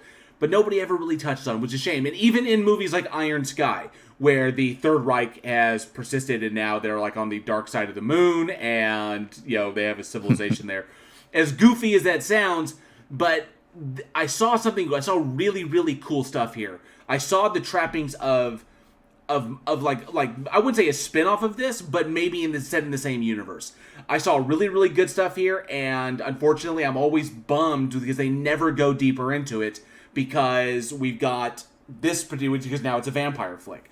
So I just I was just wondering what your opinions might be on it. And I was thinking in my thoughts, I was like, because it's World War II, because it's the H-Man, because it's the Third Reich. Yeah, but people love that shit, though. People love that, especially in film. I mean, think about all Indiana Jones spent how many movies fighting fighting Nazis. I mean, how many movies did he? All of them. They show up. I think it was the first one and the third one, and the first one and the third one were Nazis. Second one was the Thuggy Cult. I'm sure there was some Nazis in there somewhere. And then the fourth one was the Russians. There was no fourth movie. I don't know what you're talking about. Yes, there was. Oh, it's your favorite. Now stop. No. There was a rumor, just like a second Highlander film. Again, just a rumor. You guys need to stop it. We need to stop ignoring reality. That's how fuck-ups like that happen again.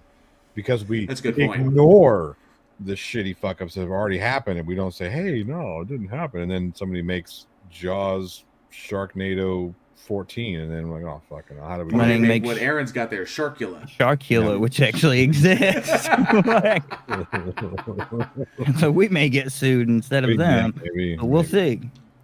So I honestly, I was bummed on this, but nonetheless, the film in and of itself, and the way the film ends, it's pretty classic, and we don't want to spoil that because this movie just is a fairly recent one.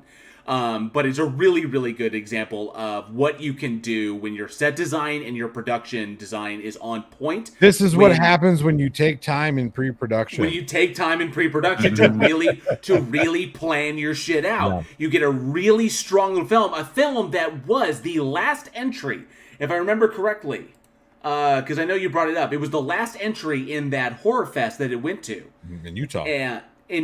And it was I can't remember what the name of it was, but it was the last entry, the last shown movie. Walked away with 11. Pretty much every award he could win. Yeah.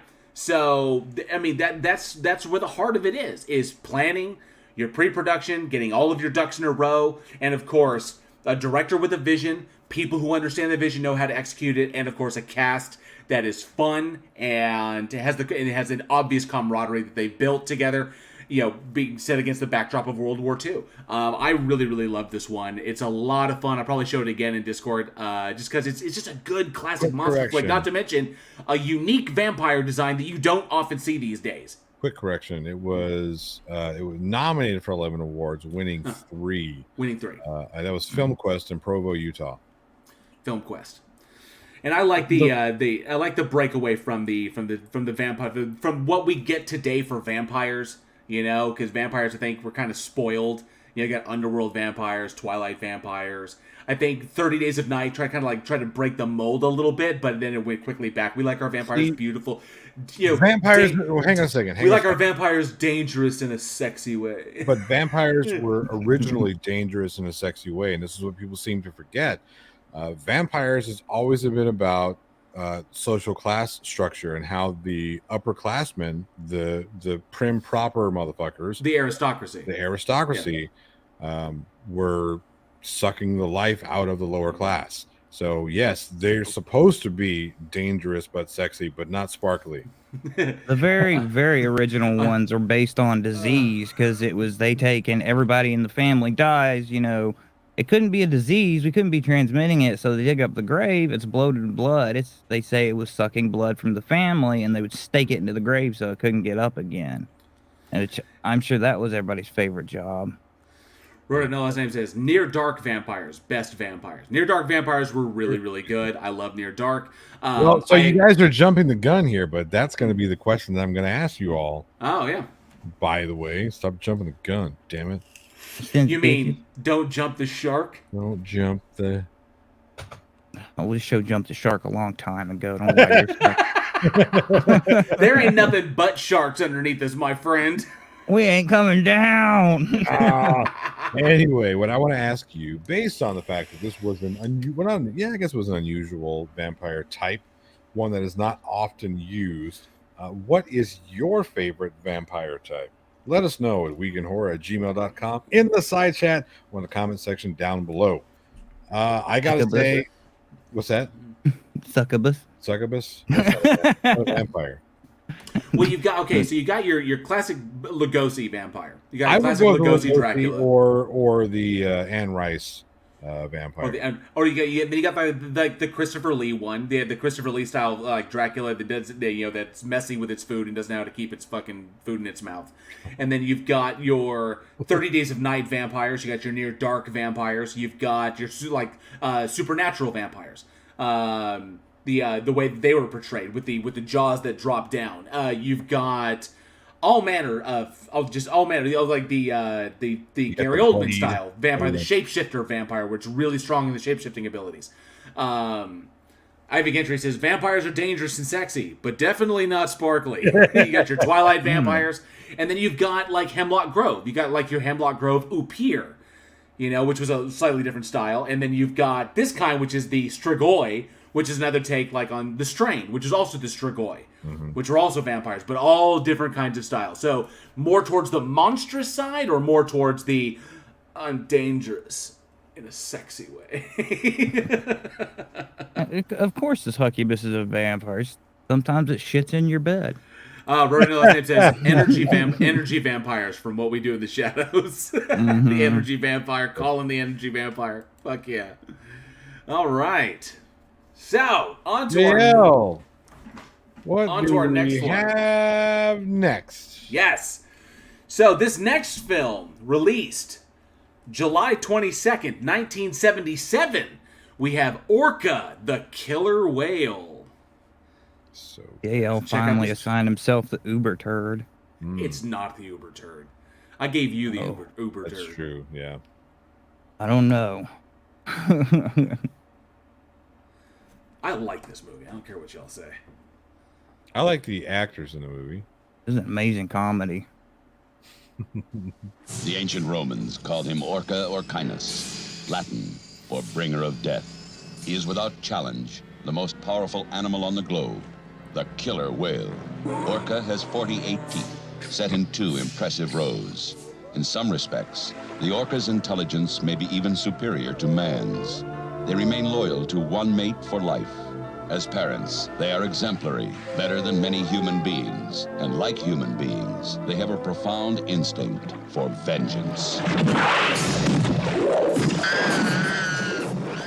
An innocent creature is destroyed by an act of human cruelty, and the ultimate battle of man against nature begins. Dino De Laurentiis presents Orca. Can you commit a sin against an animal? He followed you. He saw you on the deck of the boat. They always remember the human being who had tried to harm them. I did not He read deliberately that. left you your I'm a boat because he serial wants doc. to fight you on the sea. I won't do that. Now the fish have vanished from the fishing grounds. And it's all because of your whale. In fact, I won't fight him at all. You're not even man enough to accept the excitement of his challenge. I'll fight you! You're a So vengeful good at setting son of a- traps. Orca, starring Richard Harris, Charlotte Rampling, Will Sampson, Keenan Wynn. A spectacular adventure. From the depths of the sea to the top of the world. It's going to be a fair fight on equal terms. A fight to the death.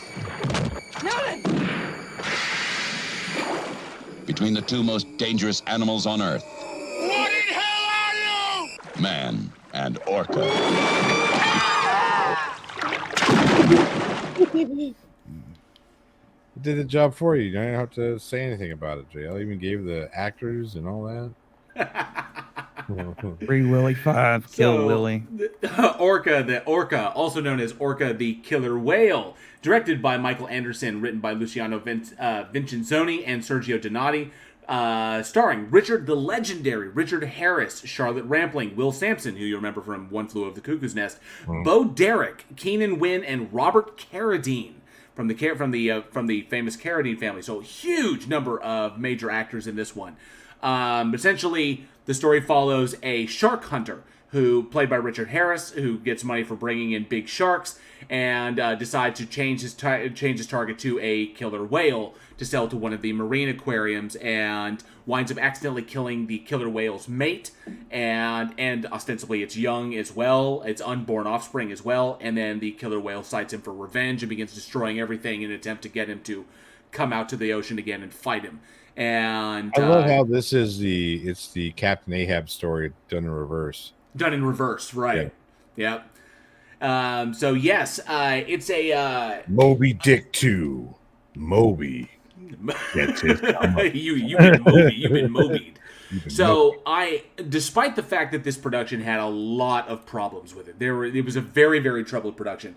I personally really I dig this film, and I think I may be biased this because it's one of the earliest films that I saw with my dad, so I have fond memories of it, just kind of attached to it.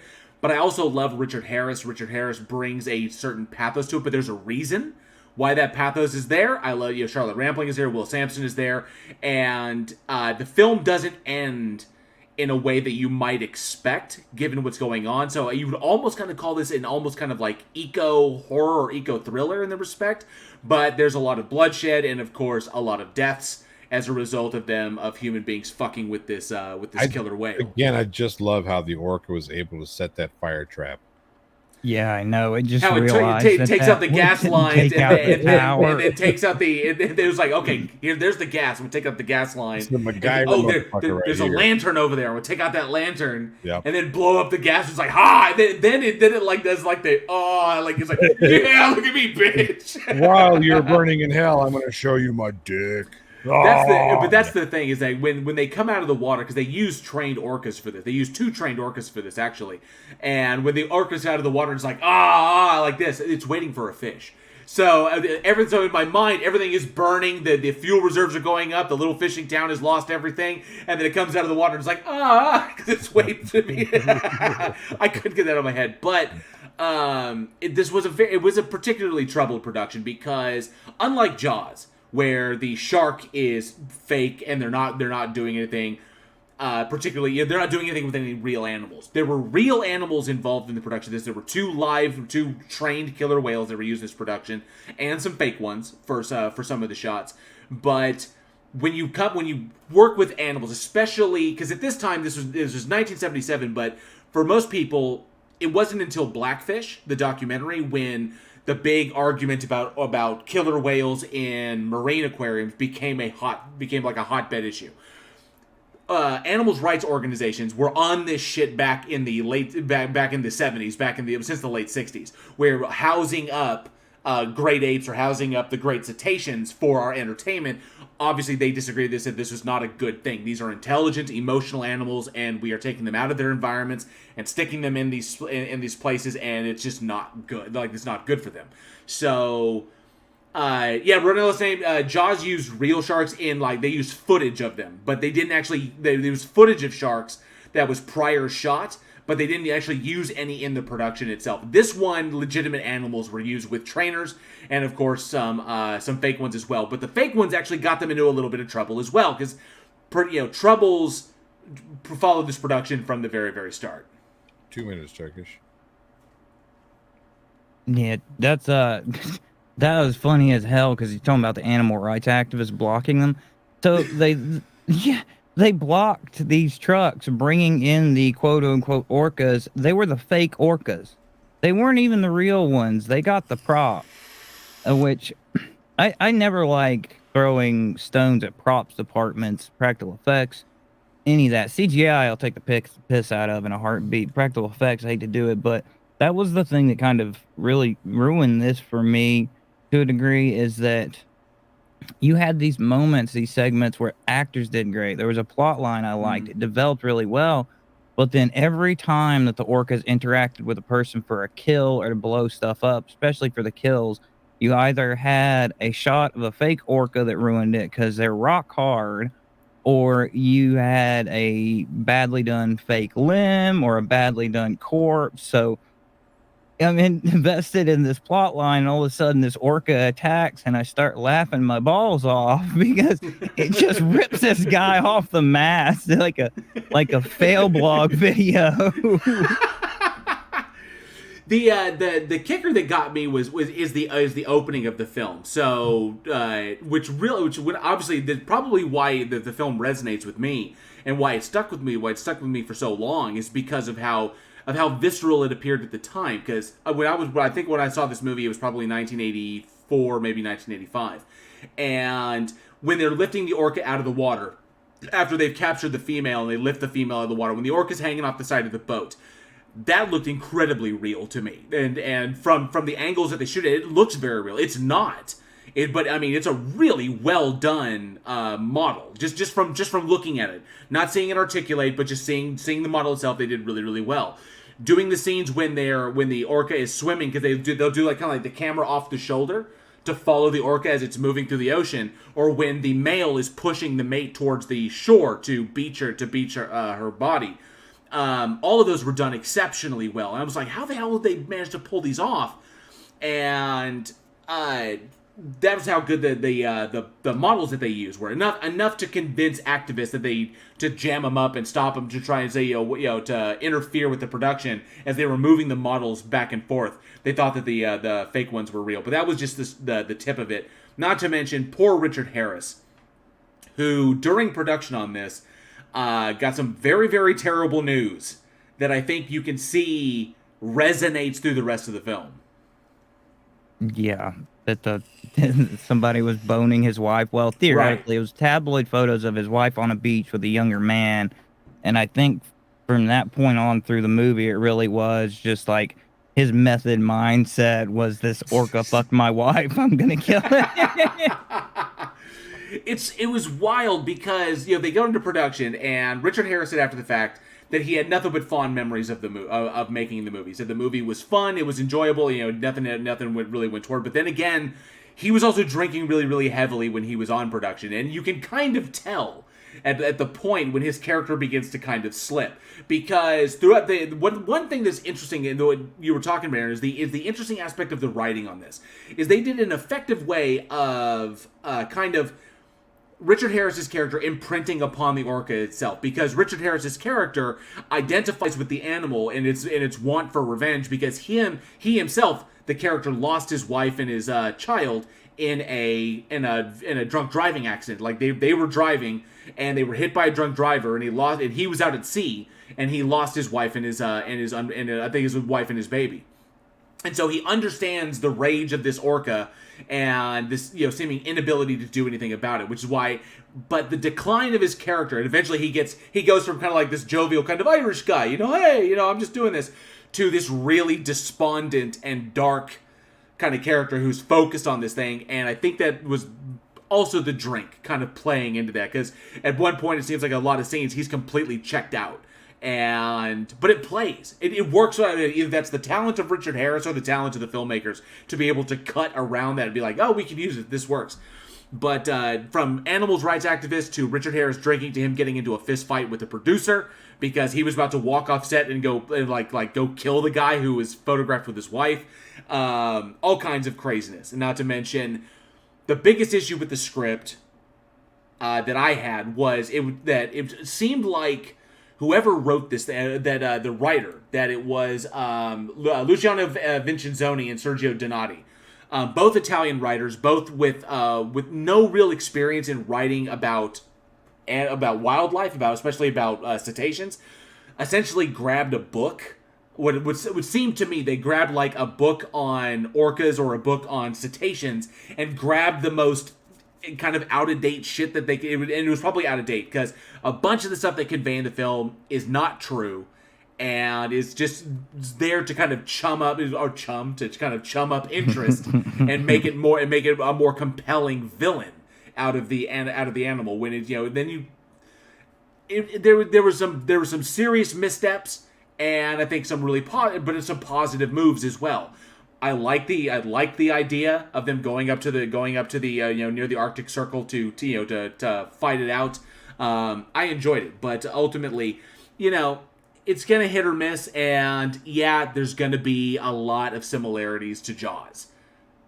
Yeah, well, Richard Harris, they do a really good job of it until at the end. Honestly, you kind of question because he's had almost everything taken away from. Is he really going to kill this shark, or is he just going through a spectacular method of committing suicide? And you kind of question that, does he get his wish or not? But listening to what they say about the way they take, and they said originally that their intention was that they wanted to go the Jaws route, as far as, playing to that same interest, but they wanted something bigger and badder, and he was like, find something bigger and more dangerous, and they went with an orca. But they did all of it in a really super ham-handed manner, because the very beginning of it, you see sharks and you see them in combat with a shark and everything, and they just slam into each other. It doesn't look very good, but I thought that was kind of their dig against Jaws, because they kick it off with a big great white and a legit great white that they wound up using a shark catcher to actually deal with, to actually handle. And then like the shark is about to kill somebody, it's looking like a very Jaws situation. Then the orca comes out of nowhere and pow! And then the shark goes flying. Yeah. It's like, ah! And the shark goes keel out of the water. Damn shark screams too when it hits it. It's, ah! But yeah, they I think they were trying to do that's what I was saying is ham-handed. They were trying to make a direct comparison of power versus power. And then that was what made me laugh too, is in one of the scenes with the shark, they do the quick flashes of it. You can see the chum falling out of its mouth where they've actually already fed it, trying to lure it to the surface for the shot. But then they take, and back then, it's still stuck around in some of the woo spirituality circles, as there was this belief that it seems like they based it on dolphins, which an orca is a large dolphin, biologically speaking, but they based it on your standard gray dolphin, about all of their intelligence and their damn near human and all that. And most of that's been proven untrue. They are intelligent, but they are not human intelligent. They can't reason that way, but it's very popular. They combine that with some incorrect biological facts, a few correct biological facts that they just beefed up, like how far signals travel and stuff like that. They're like they've somehow got worldwide telephone with their sonar, basically, and just they did everything they could to beef this threat up, and it doesn't work as far as that goes. They would have been better to tone it down and just keep it to a point where, yeah, it's intelligent and it's hunting him, but it's not supposed to be. You know, you don't expect a prequel where it turns out it's from a government program like the Watchers that escaped, finally made peace and got married and had a child, and the son of a bitch robbed it of all of that. Like, this is the John Wick of sea creatures. I did like the Will Sampson character and what he brings to it. The kind of the legends that the Mi'kmaq have about orcas and their relationship with them as well. It also, like you said, it brings out some correct facts that they beef up and some totally incorrect facts, and the idea that they never ever mention once in the film, because, and I don't know why, because I think it would have made it more interesting, but I guess in their eyes would have ruined it, that there has never been in the history since we've studied these animals, since we discovered and began studying these animals, there's never been an attack on a human being by an orca in the wild. It's never happened. And they never mention that. It's because they're too busy playing fucking tennis with, sea lions and shit. Right. And what's funny is somebody actually mentioned, I see Jack Burton's in the chat. Good to see you, Jack Burton. Who says orcas are monsters in their own right. They are essentially, yes, Donnie, you're right. They're basically mammalian sharks. And I think I saw somebody else pop in, but somebody said that they really where is it? Yes, Jack Burton said, orcas are more about the murder and torture. Smaller dolphins are just sex fiends. And you're right. Yeah. Just and that's how Richard Harris goes out, is in the water, facing off against this thing. Like, I'm in the water, there's a fucking killer whale. There's a 30-foot killer whale in front of me. And the sucker kind of swims around him. Like, what am I going to do? And then gets up and then positions its tail and whack! And just kicks his ass out of the water like he was a fucking sea lion. Bastard. I was like, damn! See, I was hoping, because he's circling around him, and I thought, damn, this thing's cold. I thought he was going to let him freeze to death in the water slowly but surely and just circle him till nobody could rescue him. I was like, that's gangster, man. But then he just fucking knocks cut board or something, knocked the shit out of him. How am I going to do this? How am I going to do this? Oh, shit, he froze to death. Fuck. Nope, tail whack. Wham! And then he goes out, oh! And then they're just done. Bitch slapped by an orca. I actually thought it would have been interesting if the orca then, if he was in the water, willing to face off and get in there and be like, and throw himself, he's in the water and he's face off the orca, and if the orca had just left. Indicating the whole idea that they're better than us. Because they keep reiterating that and throughout the film, is that in some ways they are a better species than human beings. And I thought that would have been interesting. It would have been an interesting take, because all in all, this movie did for orcas, or tried to do for orcas, what Jaws did for sharks. And we can blame a lot of the harm that has been done towards sharks on what Jaws did. Just basically completely misunderstanding the animal in and of itself. But in this one, it portrays them as intelligent creatures that are up there with human beings and capable of a certain level of malevolence, in which it's never been, aside from ones in captivity, that, I'm big time against that crap. I'm hardcore against SeaWorld and the shit that they do, but I don't think the film did them any favors. When they had an opportunity to portray them in a better light to the public and be like, they are better than we are. And then maybe from the orca's example, we can be better people as well. And maybe the orca can let go of its vengeance. Maybe he can let go of his, and maybe he can heal and grow from the death of his wife and his child. But nope. Yeet that motherfucker out of the fucking ocean. Yeet! It's like, I was like, oof, that was rough. And then the orca's like, and the orca looks at her as like, okay, my job's done. I'm just going to leave you here on this iceberg. Peace out. Yep. Hey, do you need a ride? You do? Yeah. The orca just, what the fuck ever. Richard Harris is like, come back and kill me, you son of a bitch. Jack Bird says, orca thoughts, should I rip a great white livers out or eat a baby blue whale in front of its mother? Yes. And they really do. Yes, Sarkaz's right. They really do toss seals in the air just for the kicks of it. Yep. They do. Oh, They yeah. even the whole like jumping on an ice floe to disbalance it, to drop prey into the ocean. They do it on purpose. All of that. So there's some things that they did well. I agree that the orca coming out of the water and being like, oh, like, you know, barbarian style was a little much. But then again, Jaws had sharks roaring at the camera, so nonetheless. But otherwise, how did the first one have sharks roaring at the camera? Did Bruce get out and say, "Hey, motherfucker"?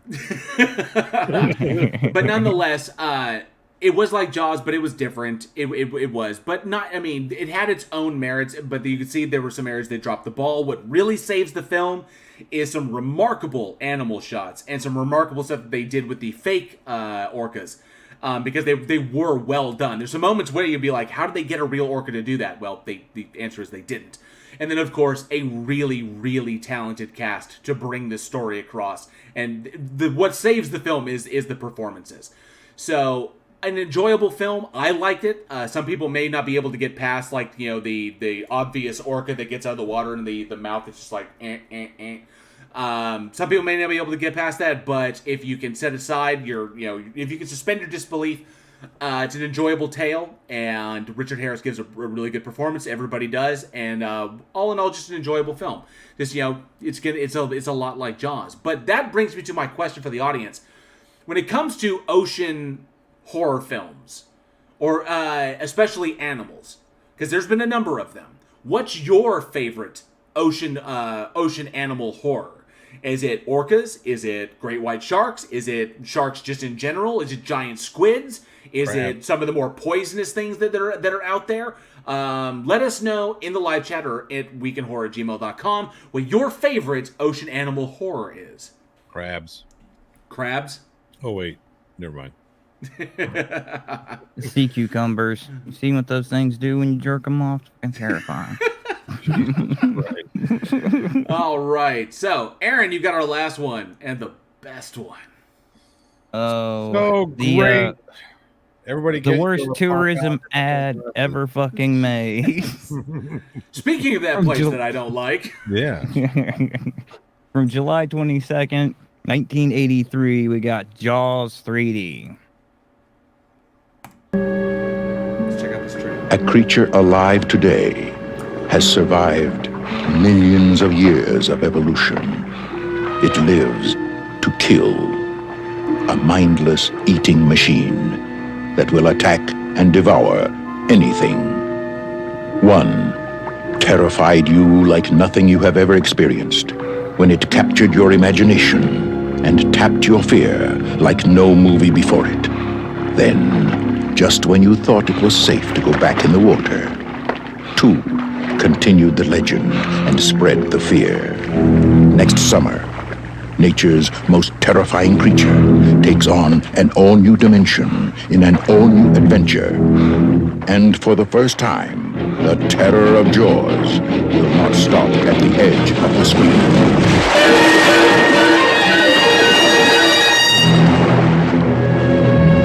Jaws 3D. The third dimension is terror.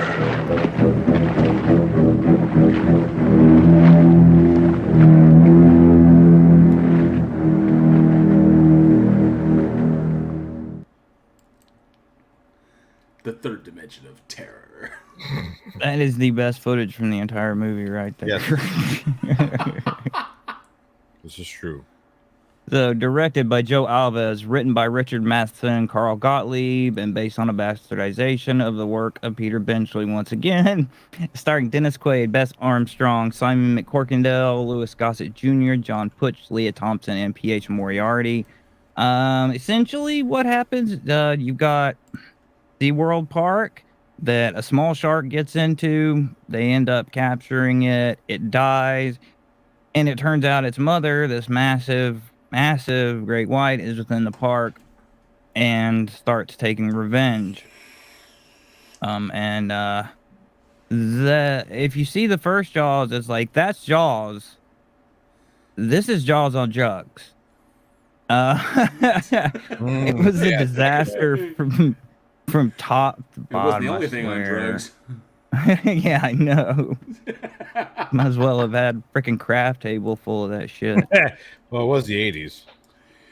So the wild thing, I mean, obviously the sequel that everyone like ignored. So even though Jaws 4 had the worst return, had like the worst box office return of all of the Jaws films, this one nobody like also was really, really bad. Not to mention, it seemed like a lot of people were like trying to do their best, but everyone knew they were in a shit film, and they knew that what they were going to try and do with this thing was shit. And even the director, and of course the 3D, trying to like jump into the 3D thing, because 3D was hot at the time, especially since Friday the 13th 3D. Everything was doing 3D. Yeah, they were really trying to capitalize on it and be like, the shark, the third movie. It's weird seeing this thing in standard format, because then you get these really weird shots where they're sticking things at the camera and you're like, why are you doing? Oh, that's right. Yeah. It's supposed to be like, oh, look, the harpoon's in your face. I guess. you know. And they've got shots where the focus is just not right, because you've got two characters sitting on a couch not too far from each other. They're at an angle, so one character's a little farther back, but they're significantly more blurred, and it turns out the 3D production on this was a nightmare. Like, the only thing worse than seeing this crappy 3D movie in 2 dimensions is seeing this crappy 3D movie in 3 dimensions, because people left the theater sick. Yeah, I think give seasick people a 3-dimensional shark in the water. I mean, some of it, I don't even know how they I don't know why somebody like signed off on this crap. Like when the shark is coming towards the glass. Yeah.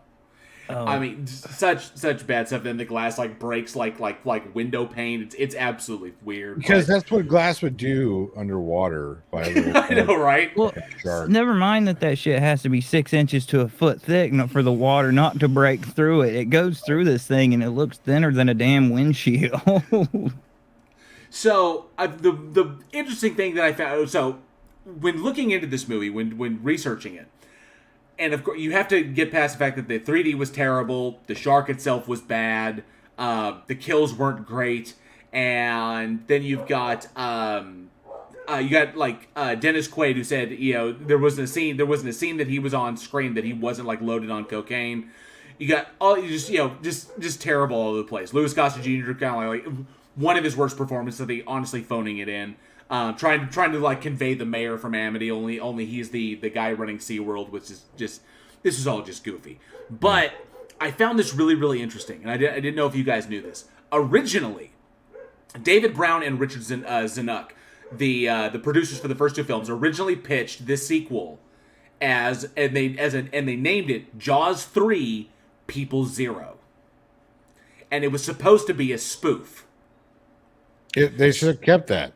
So Maddie Simmons, who was fresh off of Animal House, was brought in as a producer, with Brown and Zanuck taking on executive producer roles. And Simmons had brought out this story and commissioned National Lampoon writers John Hughes and Todd Carroll for the original script.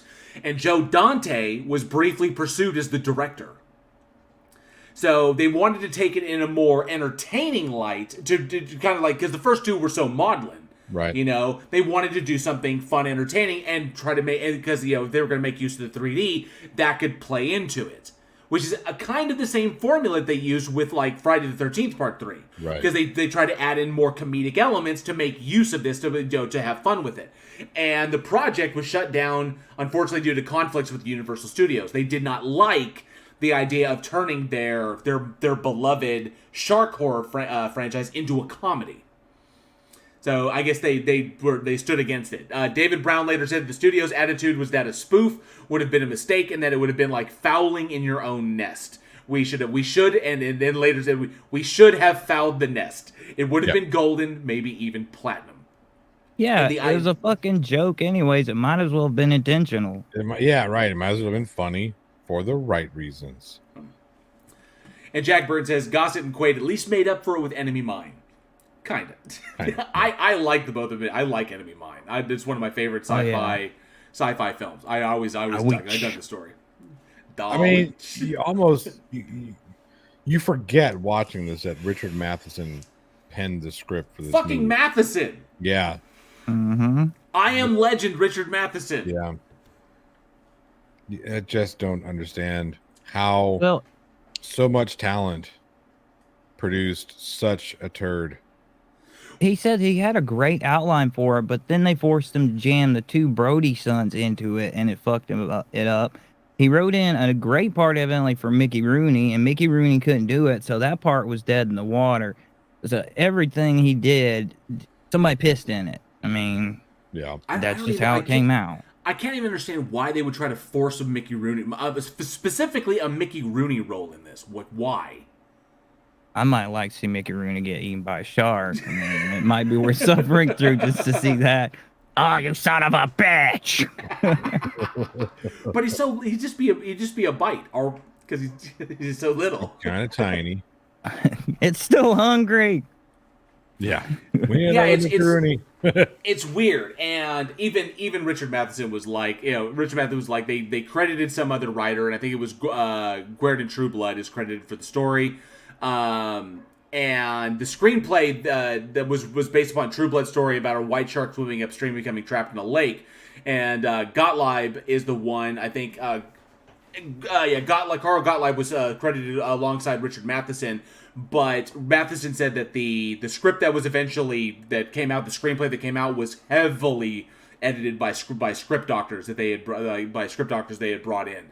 That almost none of what he had created was actually used in the film, which is a damn shame, because you've got, even when you had this excellent idea from the first two producers, which I think they should have gone with. They should have gone with the kind of spoof idea, and I love that title, Jaws 3 People 0. That's inspired. And if they'd gone that route, and if it was a standalone film, that would have been fine, and then they could have gone with Jaws the Revenge or Jaws 4 or whatever, and then gone back to the more serious stuff. And it wouldn't have been, I think Jaws 4 would have been, if people didn't dig the comedy, then they would have really anticipated and really loved seeing it go back to the more serious melodrama. But if they loved the comedy, then you could drop either another comedy or drop that one and be like, oh, we're going back to this one.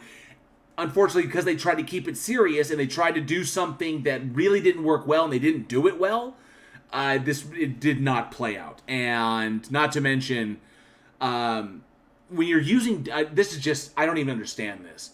Universal Studios, multi-million dollar production company, legendary production house, and you use the exact same dolphin Foley every single time the dolphins are around. I hate that shit. That shit got annoying because it was loud. Yep. And continuously reminded me, wow, we didn't even get multiple dolphin Foleys to use for this. So... Well, the dolphins are jammed in as a SeaWorld promo, something cute, non-crucial to the plot, like jamming Kazoo into the fucking Flintstones. There's no purpose. It's just pure promotion. Right. And the first theme of the night might be ocean horror, but the second theme is rewriting your movie a bunch during production will completely fuck it up because you will lose direction and it just ruins the crew's ability to execute the practical parts of the movie. So, like, you keep hearing tonight, they rewrote it in the middle, and it just turned into a piece of shit. Yeah. I think it was because it was Joe Alves' first time as a director, and he thought that going into 3D, going like making 3D would give the film an edge. You have a giant shark that's killing people. You don't need an edge bigger than that. You just need a really good shark and some really scary underwater scenes. Some really tense underwater scenes. That's all you need. And doing it like this was just, trying to lipstick on a pig is all that really did. And it didn't even turn out all that well, which was a damn shame, because Friday the 13th Part 3 made good use of it. Amityville 3D made good use of it, but unfortunately this one, it's just not necessary, and it doesn't play well when you're trying to, when most of what you're trying to convey is supposed to be underwater. So, I don't think that that's why you get that stupid effect when the shark eventually explodes at the end. They blow the shark up because the tank is stuck in its mouth after all this time. It's fucking weird. and then the shark blows up, and then the hunks of the jaws come flying at the screen. It was like, come on, guys. Yeah. That's the thing about being underwater is you don't have that level of depth perception that you do with your eyes. And when you try to turn that from an ocean perspective into the background, makes it look even worse. Yep. So that there was just problems from all over the place. And I think what was funny is Roy Scheider was asked to come back for this one, and he laughed at it. And I think he took Blue Thunder to make sure that he would not be available to do this movie. So all in all, is chaos from top to bottom, from the production itself, all the way from the crew, all the way up dealing with the SeaWorld itself was a pain in the ass, and of course dealing with the fucking fake ass shark that didn't look good in any respect, dealing with 3D, the fact that your lead actor is completely coked out of his mind the entire time he's doing the production. People phoning in performances. I think they knew it was going to be shit, and they knew that the wheels were turning and they couldn't stop. And this is kind of what happens, unfortunately. And that's why people tend to forget this one. It's like, people don't really want to touch it. And hey, gosh of Heckfire, good to see you. Thanks so much for popping in. So how is it, people? Good. Yeah, I remember watching this as a kid thinking, this is just dumb. This is bad. This is not the freaking movie that that I grew up on. It just wasn't good. And then, I mean, talking about Jaws, not Jaws 3D. Jaws 3D has never been good. Especially coming off the strength of Jaws 2. Yeah. Jaws 2 was good. Jaws 2 was, comparatively speaking, was the best sequel to ever come out of Jaws. This is true. That's not really saying a whole lot, because look at the two turds that came out afterwards. It's just, I don't know what they were doing. I don't think they knew what they were doing. I think it was the 80s. There was a lot of Quaaludes. And they just say, hey, let's make a movie. Well, and not to mention the fact that SeaWorld, this company that's supposed to be trying to promote knowledge and understanding of sea creatures, has gone ahead and tried to amplify the message from the first two movies that sharks are evil and we should just kill them all. Like, how socially irresponsible can you be? Right. Dennis Quaid conveying that was some weird choices there, because at least in like the first film you had Richard Dreyfuss, who's like, they're fish and that they're this, and that's why they're important. That's why the three guys on the boat were such a fantastic collection. You got Brody, who is, I'm the cop, I'm the chief of police, I need to protect people. You've got Richard Dreyfuss, who is the marine biologist, like, I understand these animals. This is the function of this, so we need to handle this. Then you've got Quint, who's like, I'm drunk all the time, and I'm going to get you the whole shark. So, which was for real. He was drunk all the time. Okay, it's part of his nationality. I didn't say he was wrong for it. I just said he wasn't acting. Such a legendary actor. I'll get you the whole shark. Just the way he was eating a cracker. Yeah, Jack Bird says Scheider chose helicopter dogfight with Malcolm McDowell over blowing up a shark with Manimal. Crazy. Fucking brilliant. Oh, fucking brilliant. Yeah, wrote the last name, method actor. Absolutely.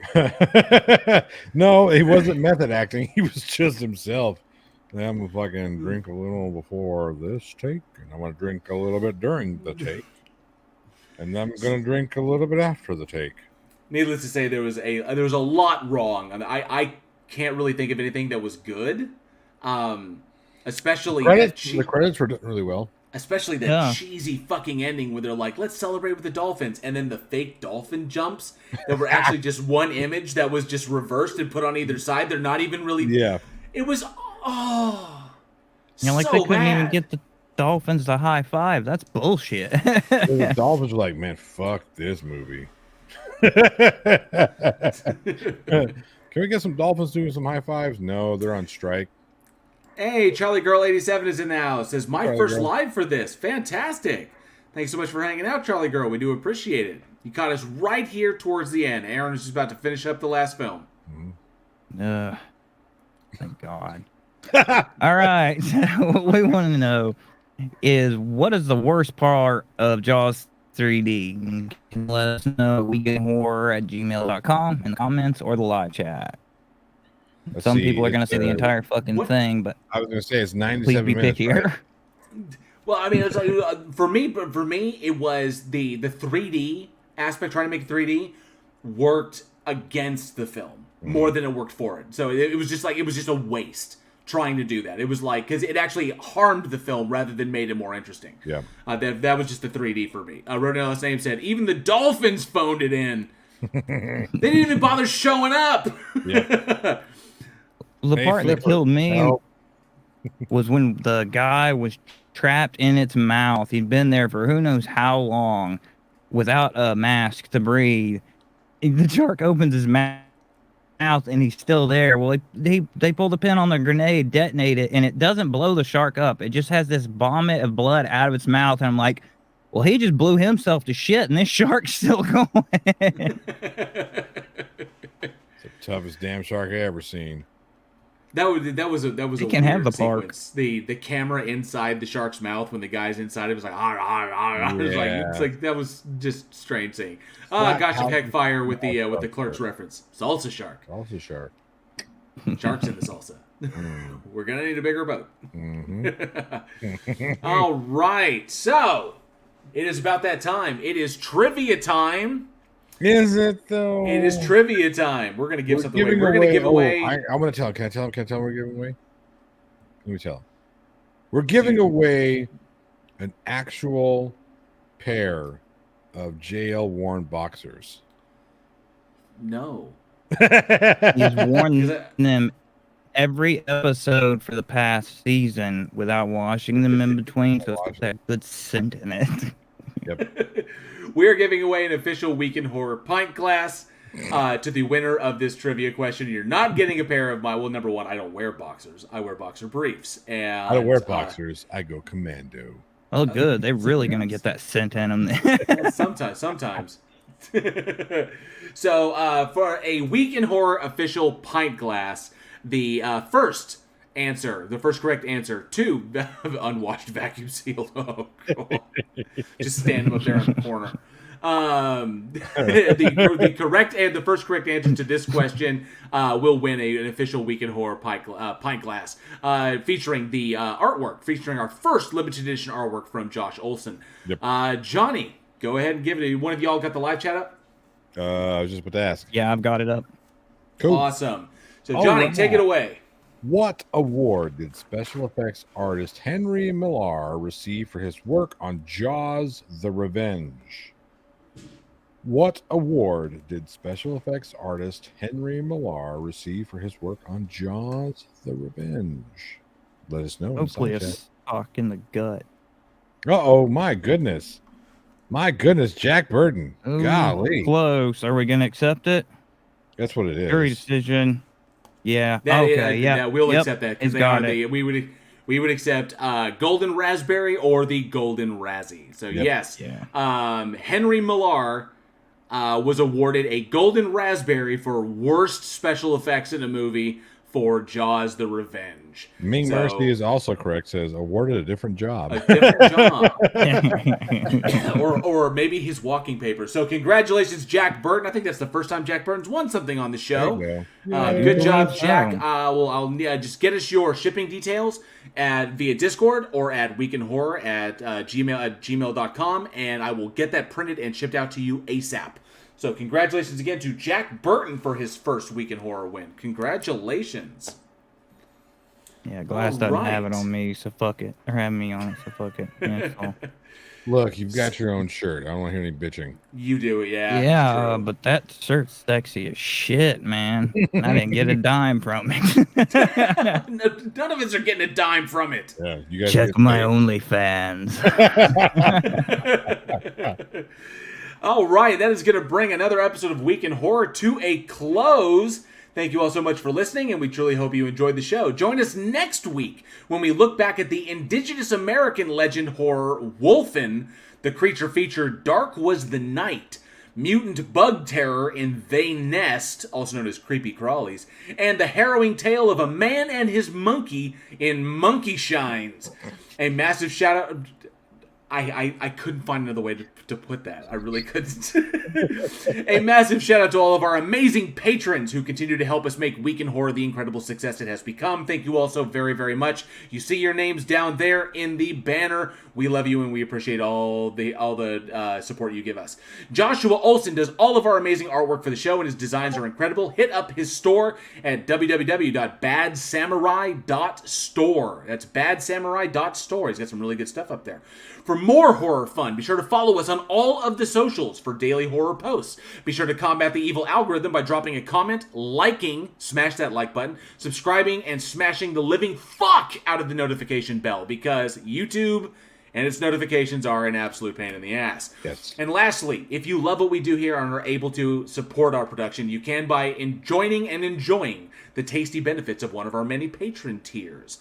But if Patreon is not your favorite stocking method, you can always support us directly through our PayPal. Links to all of this, including our Discord community, where you can hang out with us, are in the description down below. And remember, the goal here at Week in Horror is global horror domination, and we cannot do it without you, our amazing audience. So pretty please, with the severed infested head of Clint Howard on top, go share the absolute fuck out of our little show. Thank you all for being the greatest audience a podcast could possibly have. I am JL. I'm Aaron. And I'm some happy fat guy. We will see you all next week, and as always, stay scared. It's done, thank God.